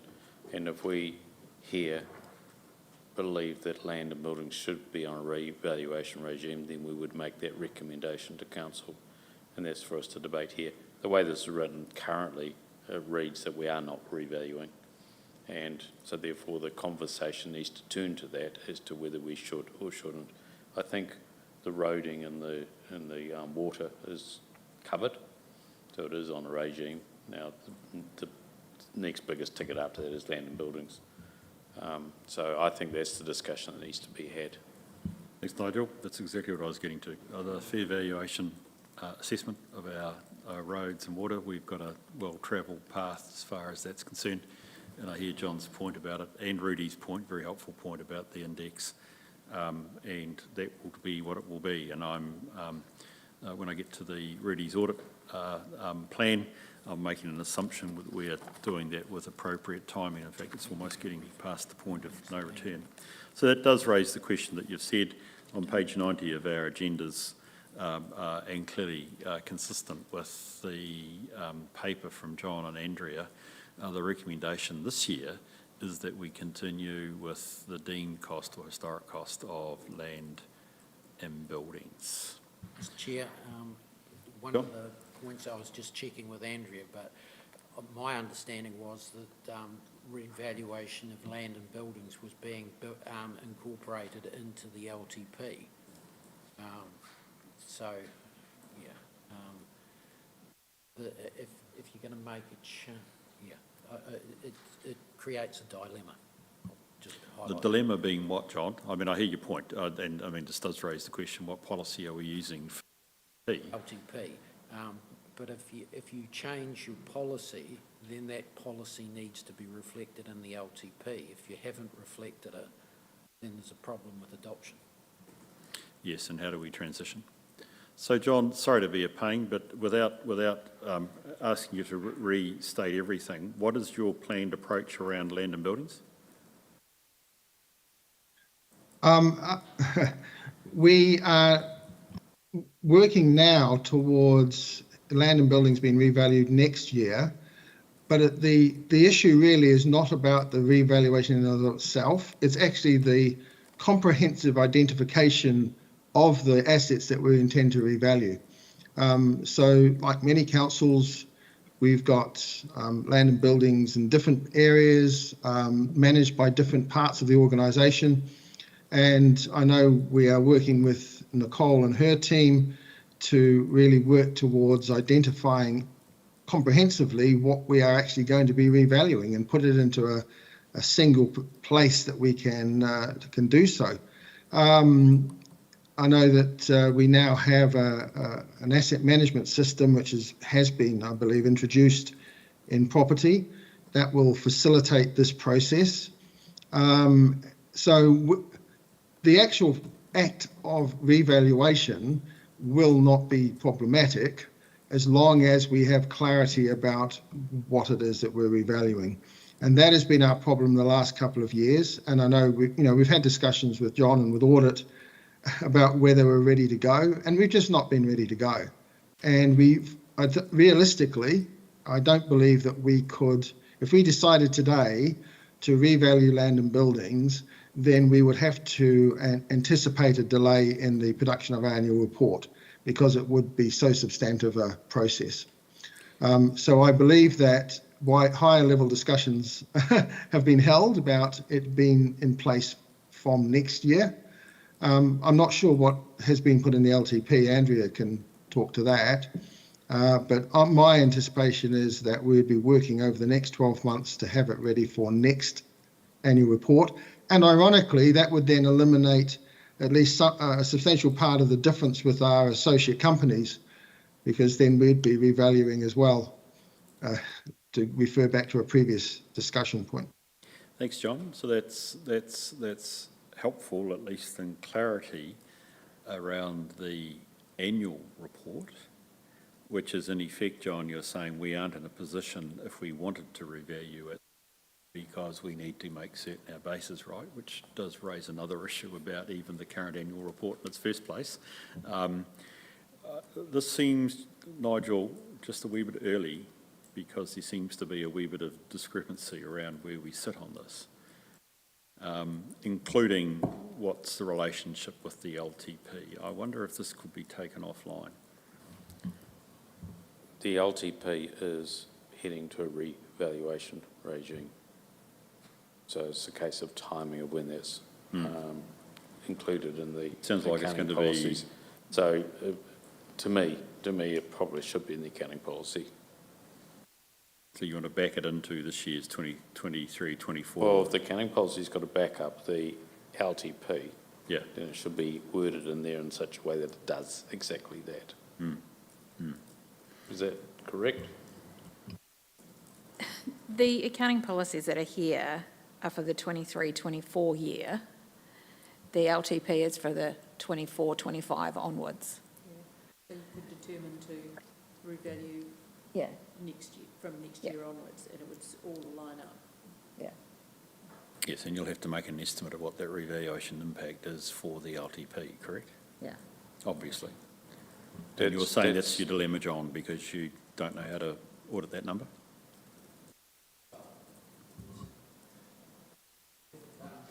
If Timaru's looking to adopt in 2 weeks' time, then that can't happen, all right? Well, let's just ignore the timing at the moment. I appreciate, because your report's strong on the issue of timing. Yep. I'm wanting to understand actually what it would take. I mean, I presume we already have an anticipated number in the LTP for evaluation amount, right? We must have, we've done the LTP. Well, I understood that, but we haven't finished our review at the moment. No, I'm asking Andrea, sorry, John. There is an amount for revaluations in there, Which includes land and buildings. potentially. Okay, right. I'm a wee bit confused here, Nigel, as to perhaps the direction we take. Rudy's point is actually well made. What is our position? Your point is what position do we take? And actually, I'm also hearing a level of discomfort about actually what's our preparedness if we want to change our policy. And bearing in mind that 23-24 is at the end of the current LTP, as in contrast to the first year of the new LTP. I'm just wondering whether there's a solution in there. I do think this is something that actually we need to take offline, and I'd like to suggest that we add a recommendation, which is that actually in consultation with be delegated to me and to you, Nigel, to clarify the position around land and buildings, including whether we need to make a recommendation to council to change the policy. I'm also conscious that we've got the LTP sitting in the middle of this as well. Yep, a good idea. I'm open to your ideas, because I'm looking for clarity. I'm sorry, I don't sense clarity. I don't sense necessarily even agreement around where we're going on this one, and I don't think we're going to do it here at this meeting. Janice, you've got a helpful suggestion? Priority be to get the LTP done and dusted, and then... Exactly, but I'm hearing differences between a sort of a dilemma, a sort of an allowance, and Nigel's desire for this to be in the accounting policy. So I'm not certain I've got a level of consistent advice to the committee as to what is the right place. John, you've got a question or point? Yes, Mr. Chairman, I think the clarity issue is all around the LTP. We can't put it, unless we actually intend to revalue in the next couple of weeks our land and buildings, the 23-24 accounting policies, really, we couldn't put that in as an accounting policy for this financial year. However, the point that Nigel makes about the future is absolutely valid. So from an annual report perspective, we would anticipate the annual report and the LTP being lined up at the end of 25 with the land and buildings being revalued. However, the question about the basis of the revaluation in the LTP as it stands at the moment is certainly a bit of an open one, because it's very difficult to make that calculation in detail, because if we could do that in detail, we would have put it into this financial year anyway. But Andrea probably tell me off later for saying this, but I can't recall when we did the accounting policies for the LTP whether we explicitly mentioned the move to land and buildings revaluation. So maybe there is a need for an LTP accounting policy, single line or statement paragraph highlighting the fact that that will be a change in policy. Because I know when I put together I extracted the LTP policies, and Andrea then worked with me on that, from our accounting policies, by definition, it didn't include a revaluation of land and buildings, because that's not where we are yet for annual reporting purposes. So maybe to solve the conundrum, putting a paragraph in the LTP policies would be the bridge between the two. But we can't put that into 23-24 unless we actually are going to revalue 23-24, and we're just not in a position to do that. Right, that's helpful. So that looks like we are going to have to sit with the deemed cost for the 23-24 year. We're going to have to check whether the LTP policies are consistent, and we can confirm for John, which will then come back to a timing question, which you want to raise in the next paper. Yeah, that's correct for the 23-24 years, because we do not have time to revalue them. Brilliant.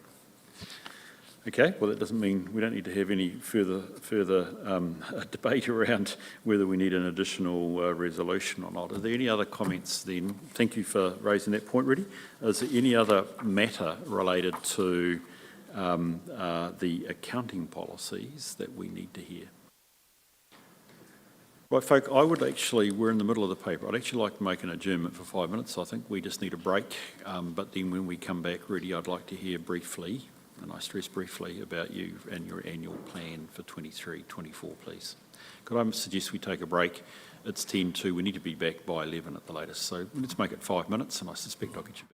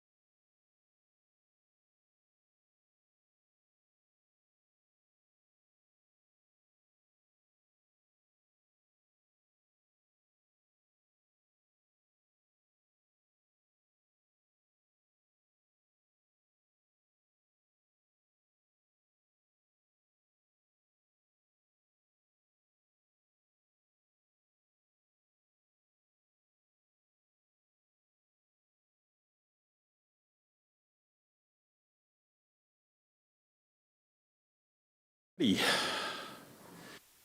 Rudy, I'd be very grateful if you give us, as I say, that snapshot of your plan for the year, which is a separate item, which I think we got late last night. So in your hands, please, Rudy.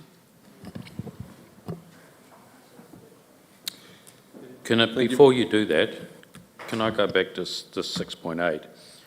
Oh, This sorry. valuation supports the annual plan as it stands and the LTP as it stands.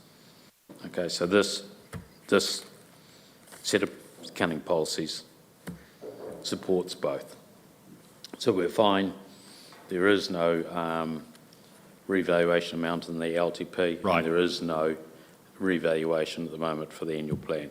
It will be a matter for discussion in the future as to whether we should or not, and that will come through as a change to the plan when we decide to. That's music to my ears. Okay, so Thank that's the you. I've got good clarification. clarity. Well done. Thank you, Nigel. Rightio. That's very helpful. Done. Okay, very helpful. Okay, your approach, please, Rudy. Just, as I say, as quickly as possible.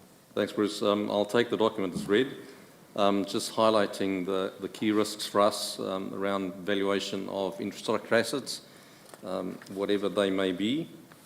Fair value assessment on the second page is about those assets that are being revalued normally, but aren't revalued in the current year.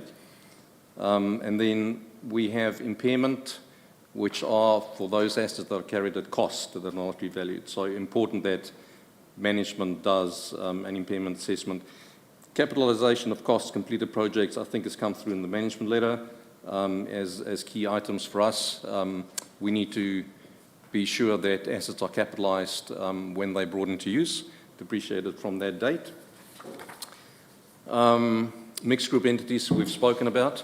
It's not about a change in accounting policy.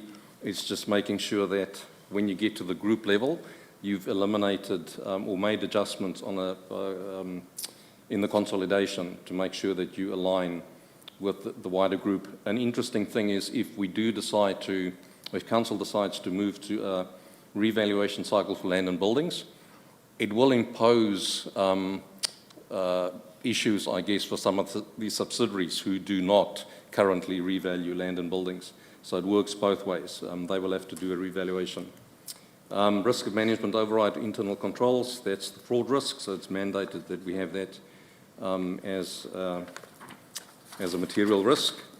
Local water done well program, it's been a bit of a mystery. It's fast moving, so it's sort of a watching brief at this stage. The only other thing that I maybe want to talk about is on page 11 of the document where we list our materiality. So John Lydiard and myself have had discussions about whether to revalue or not. Our materiality is very different from council's, so it's important that council has its own materiality, makes up its own decision as to whether it's going to revalue something or not. If they decide to revalue artwork, for instance, we probably won't even look at that because our materiality being 169 million would be way above that threshold. So it really is a cost-benefit exercise. I guess the last point I would just like to talk about is the timing of the audit. So the interim audit has been completed. We did an initial assessment for our purposes on roading and Three Waters assets, fair value assessment using CGPI indices. So for our purposes, there's no material movement, but again, council will have to assess against their own rules whether revaluation would be required. So my understanding is that we do not have any control-related findings as a result of the interim audit, but the review is still ongoing. Jenna's focus is pretty much on LTPs at this point. The final audit is scheduled to commence on the 23rd of September with an audit opinion issued 31 October. So I've listened to John Mackie. There's been some issues for the last couple of years of us not being able to meet the stat deadline. We'd like to make sure that we get to that this year. Obviously, depending on when the LTP is adopted, there is the ability, I guess, to extend that deadline to December, 31 December, yes. So we may have to update some of these dates once we know what's happening with the LTP sphere. I don't have anything else. Questions? Thanks, Rudy. Appreciate that. Okay, folk, any questions or comments of Rudy's plan? Andrew, I'm going to ask the very obvious questions that I have always asked when we have received the plan. Arguably, it's the honeymoon, although your paragraph that council does not have good systems and processes in place to facilitate any off-site work by us really is a wee bit confronting. So, Andrea, are we comfortable we have the plan and steps in place to have this adopted by 31 October? So the team are currently working on what that plan looks like, but we're certainly in a better position than what we were. There has been some capitalisation of assets already done based on information that we've had so far, and the team has sat with a lot of the managers and have worked through their capital to the end of May. So that is a work in progress. In regards to the other bits and pieces, we've had a little bit of time to actually concentrate on tidying up areas that have been of interest in the past. So the plan is to have a glossy document to audit fully before they start the final audit. So it's anticipated that potentially at that September ARC meeting, we'd be in a position to provide you with a draft annual report at that time as well. Right, thank you. So I'll take it we've got I don't know whether it's a soft landing, but a soft landing for a point somewhere in 31 October. Somewhere, Andrea, I would like us to have some more dates in here. I appreciate this is the timeline from Rudy's perspective, but I think internally I'd like to know when, as a committee, we can get our first cider on the draft. Before that draft comes through, I'd like to know when you plan to have it done and what are the quality procedures that you'll have around it. But it is important that we, as a committee, have the chance to see it relatively soon off the production line, because that's the best time for committee members to have their input, not the day before the 31st of October or something like that, because we'll never change it in that time, because that's just not the time to do it. So I would be keen just to see that fleshed out. So my interest is that we have systems in place that will deliver.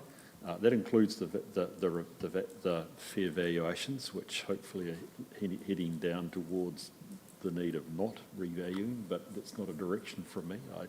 You hope that it doesn't get that way.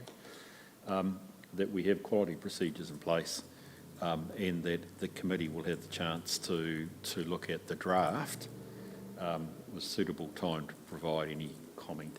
And I'm conscious that tends to be on the front end of the annual report, as in contrast to the financials, which tend to be much more mechanical. And we need to get a sense of what date we're going to start slotting in diaries for, at the moment, what is an online meeting in October. The other thing that I'd be very keen to know is that actually, as you go through this audit process, that you two, or whoever's all relevant, Rudy and Andrea, have good ongoing communications, so that if we have hiccups, they are picked up and dealt with. Can I have that assurance? Great. Rudy, I think you want to burst into song, mate. Just want to re-emphasise, Bruce, that obviously having committee oversight of the draft annual report before it actually goes to audit is important, but the same applies to the other key things, as you mentioned. So if there's a revaluation, it's important that that comes to the committee. It's suitably challenged. Everyone understands the reason for the movements. The same with the impairment assessment, the same with the fair value assessment. So by the time it comes to audit, it's actually been challenged at an appropriate level. It's a very helpful point. I mean, I think that's the point I'm trying to say is I'm conscious, and I think, John, you brought this originally to us, and that's to make certain that we have the quality approach to our piece of work, which I'm always interested in first and foremost before I even worry about audit. Any other questions or comments from folk? Bruce, you would see that being a working paper coming to the committee on each of those issues, wouldn't you? Yeah, okay. I was interested in the paragraph, and I think you probably alluded to it, Bruce, was the fact that the council, in Rudy's opinion, doesn't have good systems and processes in place to facilitate any off-site work by us. I'm looking at you, Justin, to go, why not? I thought we had the best of the best, and what's wrong with it? There's nothing wrong with it. I'm unsure why you're not able to do that. You should, all the systems are in place. Can I just maybe clarify? So this relates to our use of Audit Dashboard. So over the last 3 years, there's been a tendency to actually do audits off-site. So there would actually be minimal staff present on-site. So you will have staff coming in for specifics only. And, you know, John can maybe comment on that as well. It's been problematic to actually achieve that level of off-site work for this audit. So it normally happens when a finance function is quite small, because Audit Dashboard does necessitate the upload of a lot of information. Some of my audits, we actually get access to council's systems, so you know we can actually get to the vouchers and the supporting documents from our office in Dunedin. For reasons that I'm not too sure of, you know, it hasn't really worked for Timaru, but it's definitely something that we want to see working going forward for a couple of reasons. It makes the audit more cost effective, and you know, it puts some time back into people's diaries. I'm also old-fashioned in the sense that, you know, there has to be interaction between the auditor and the entity, but you know, the youth of today doesn't travel the way that we as auditors of old travelled, so you know, we have to accommodate that. So most of my audits are done, I would say 95% remotely, with us accessing council systems. That would be something that I'm keen to explore, maybe not for this audit, but going forward. So what is the actual issue with Timaru's systems? I haven't heard what the actual issue might be. So I suspect in the past, because we've used authority, there is not a lot of evidence saved within authority. So it's quite paper-based. However, with ESCA on board now, we can arrange access for the auditors to access ESCA, which is one of the larger areas of evidence that we have to provide. So that will have your invoices, it will have your approval levels, all of that kind of stuff within ESCA. So that last year, it wasn't fully functional. It had only been functional for a couple of months, whereas this year it's been, the supplier side of it's been there from day one. So that will certainly help with gathering the evidence. So once we know who needs access to that, then we can arrange for access to ESCA, which is, like I say, where most of the evidence is. Oh, it's good news. It's a big improvement. That's great. Okay, thank you for that clarification on that, and we can see how we work. John, are you wanting to say something? Part of what's been challenging over the last few years is capital work in progress, asset additions, the way your FMIS work, financial management information system works. It is difficult to go back behind it. So you just can't say, I want this. You've actually got to go down another level underneath that and understand what's gone in from journal entries to know what you actually got to audit. So with that improvement through ESCA and it being able to be accessed more readily, more work done off-site, there'll be a concomitant reduction in the fee? There would be a reduction in the overrun, certainly. Can I just ask a question of the two auditors again? And look, I'm heartened to hear that, you know, we're going to try and use this, we're going to use the systems and do most of it from Dunedin or Christchurch, wherever is happening at the time. Is there a council who's really up to speed on that? Because a lot of councils use authority, and I'm assuming then there must be other systems that are actually assisting in that process, because, you know, it would be in our interest to be competing with the best of breed. From my perspective, I've got two councils that we audit completely remotely, Dunedin City being one. So we, even though we're not far apart, we don't go on site, and Waimate would be the other one. Where when I say we don't go on site, there would always be specific areas where it's best to actually sit with someone and, you know, do what you need to do, but those can be planned. John may have other examples. I know Waimate uses Magic, Tech One, but you know, those are my two. So Tech One's fantastic. Okay, look, I think this is, thank you. I mean, it's been very helpful, but I think equally this, Nigel, comes back to the ongoing relationship at a management level with the auditors that makes certain that the auditors facilitate it as smoothly as possible. I'm conscious that, John, you raised over time some concerns about our performance, and equally I think we have pushed back. And one of those reasons for the on-site was clearly differences in wording or, you know, through dashboard between auditor and us. Some of those things could be smooth if people are on site. So I don't want to hear questions about repeated dashboard queries when in fact it would have been solved simply by somebody being on site. I appreciate the broader aspects of well-being and staff travel. I want to reflect this, that we are a substantial provincial city,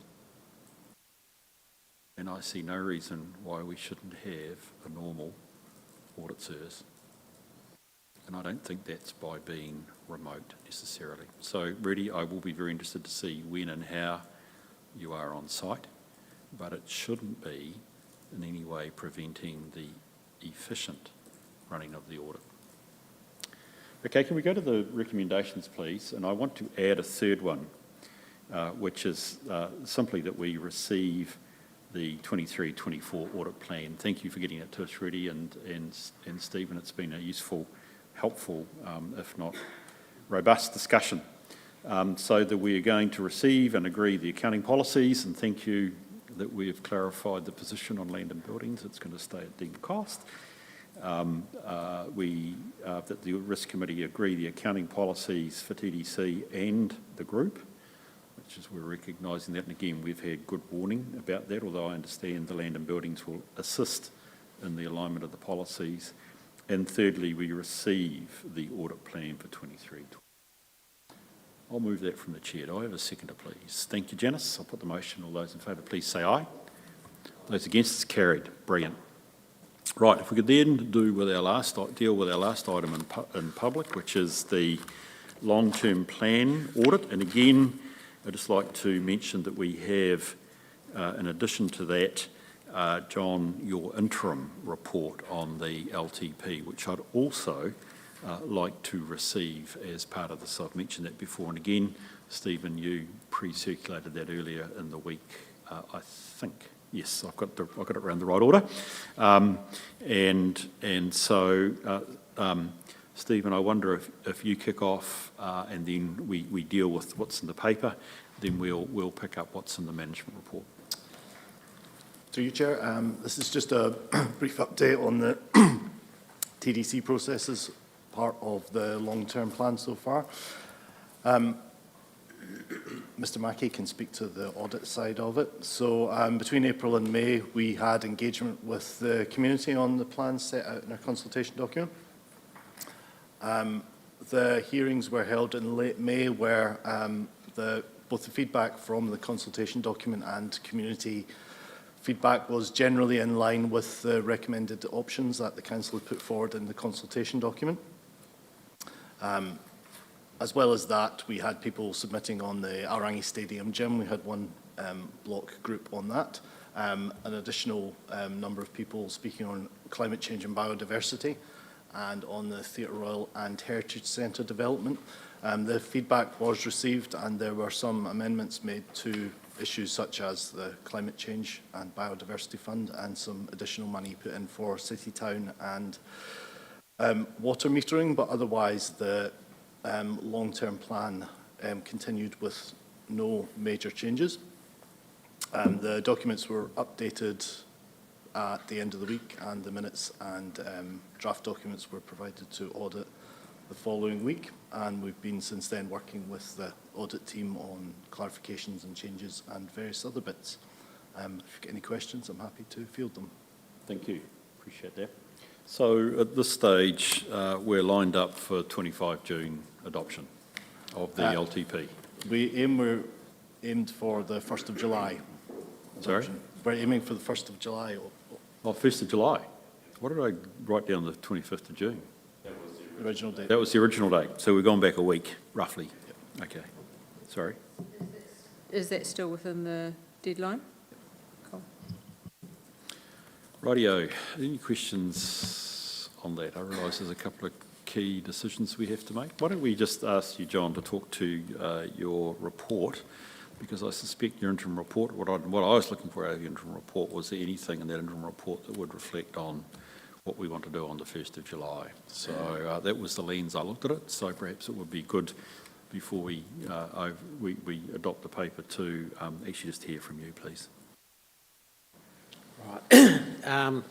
This LTP was the most difficult of the ones that I've been involved with, and I was involved with the first one when I was working at Christchurch City Council back in the early 2000s. So Three Waters wasn't resolved, that you got drip-fed information before Christmas, and so it put councils on the back foot and it put audit on the back foot. So for the council, you had major decisions that you needed to make about Three Waters. So the council followed through on a systematic and detailed approach to get agreement on what it was. But what that meant was that the timeframes that were originally envisaged for the audit were not met, right? So we were meant to get asset information before Christmas. We were then meant to get it in January. We were then meant to get it in February. So eventually that led to Council's decision not to have an audited CD. So I fully understand the rationale. You're wanting to have a long-term plan that's based on sound planning. But yeah, so that we were working on the basis that we would provide an audit opinion on the CD, and we were doing work on that basis, but we were dealing with a constantly changing base. So I understand your reasons for it. Had some flow-on effects on this side of the... so when we came, because the decision was made that Timaru wouldn't have an audited...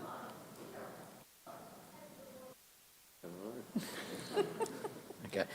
Because Timaru made the decision that it would not have an audited consultation document, the priorities for Audit New Zealand staff were revised, and so the work on the asset management planning and infrastructure strategy was deferred. Right? And then that work had been, various queries and dealing with issues basically got resolved last week. So, so we've been working to a very tight time frame. What I've got scheduled, because Timaru didn't have an audited consultation document, it didn't go through an Office of the Auditor General hot review.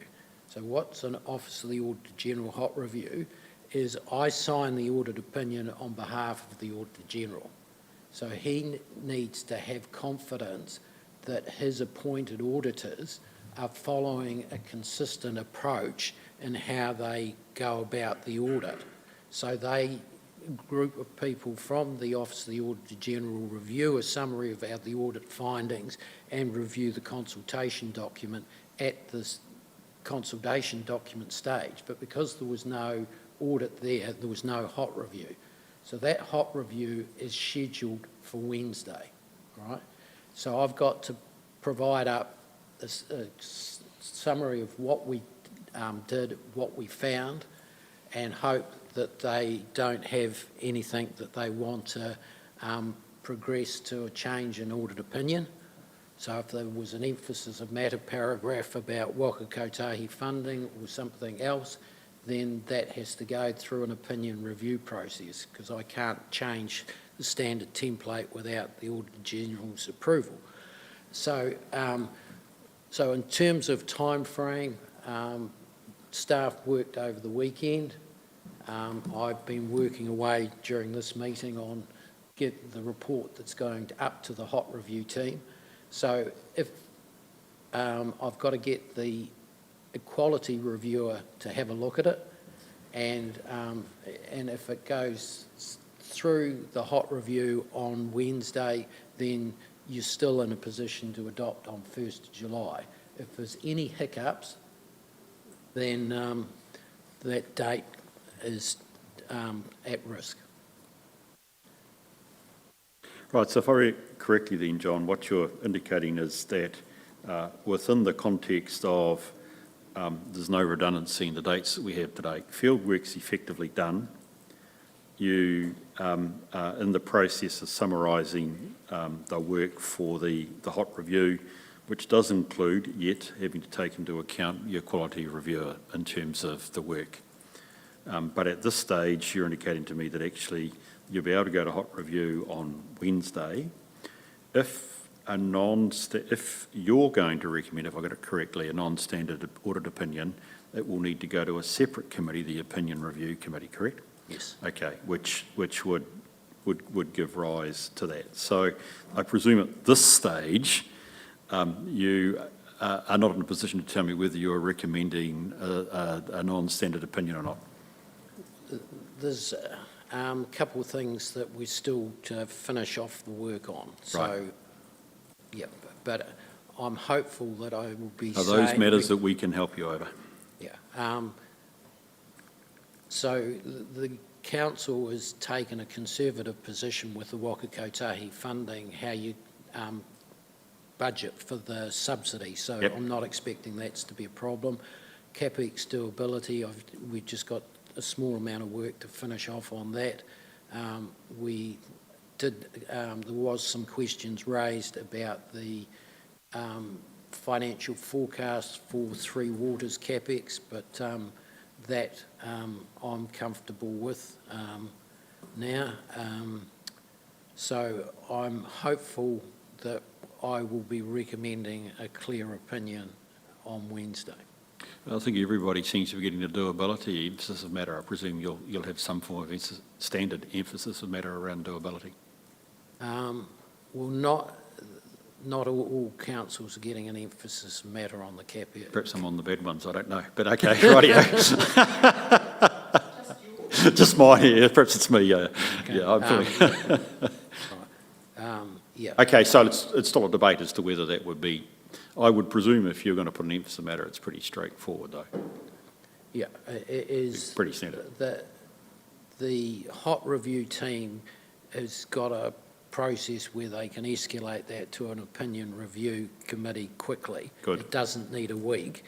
The only challenge is that this week is every slot is booked. Oh, I understand that. Yeah. But I mean, at the moment, you're saying things are with a fair wind on track, but there is no redundancy in the process. We don't have any legal. Okay. So it might be helpful if I just explained two things.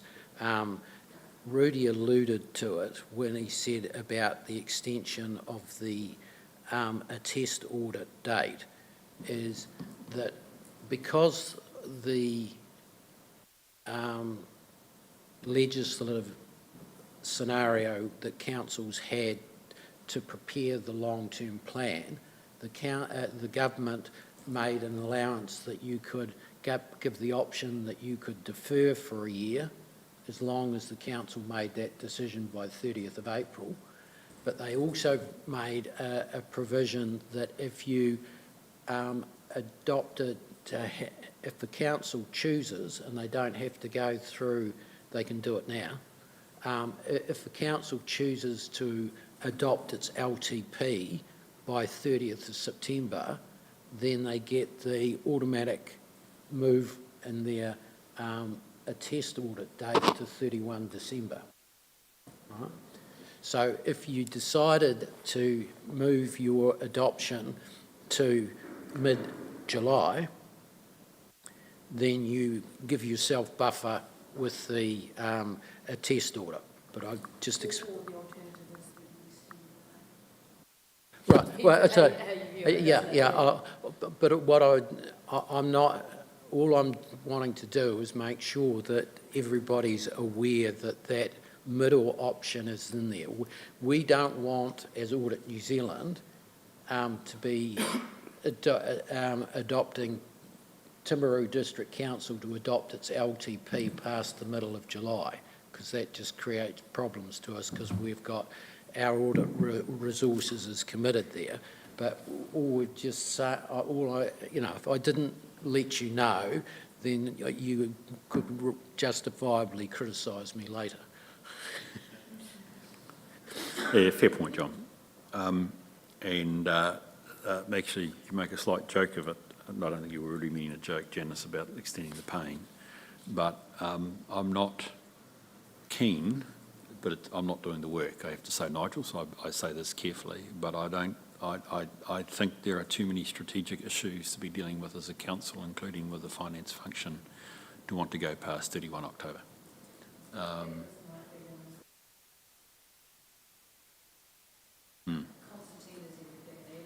Yeah.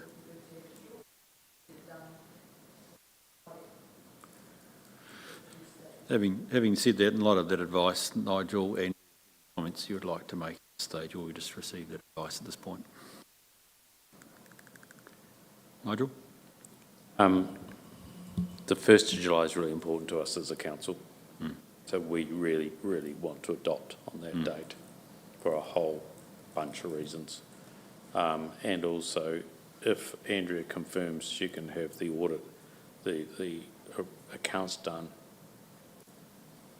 to the right standard and link in with Rudy, then our preference is to go October. You're happy with that? And don't let me pressure you. I'd love to have it signed. We were so close last year that I'd love to have it signed 31 October. We just missed out. So, yeah. And you can have a Christmas. Yeah. Okay. Oh no, there's no Christmas. There's plenty of other things that got to be done. Yeah. Okay. So look, I think John, that's very helpful at this stage. But I think clearly our plan is, and it might be that the course of the week even starts to disclose whether that's still a tenable strategy or not. But thank you for your advice. Look, that's really helpful. Unless folk have other questions, I would like to keep on moving. So I think in that situation, we are in a position to both receive and note the long-term plan. Thank you, Stephen. But we do need to add, sorry, I should have passed this across to you, just that we will receive the interim management report on the long-term plan. If you can call that the interim report to council, because it's to the governors, Oh, not to okay. management. Right, yeah. Sorry, I was just... thank you. Appreciate that, John. Good on the detail. You can see why I was not a good auditor. so the interim report to council, and obviously we'd recommend it for their reading.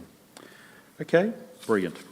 So I'll move that. Do I have a seconder, please? Thank you, Scotty. I saw your hand almost up, so I'll take it as up. Stacey's in deep consideration there. Okay, let's take those two motions. All those in favour, please say aye. Those against, it's carried. Thank you very much. In effect, anything that was urgent or minor we've dealt with in the course of the audit, so there's nothing, sorry, the audit, it's a Freudian slip, isn't it, John? We've dealt with in terms of the course of the meeting, so it's time to move to the exclusion of the public.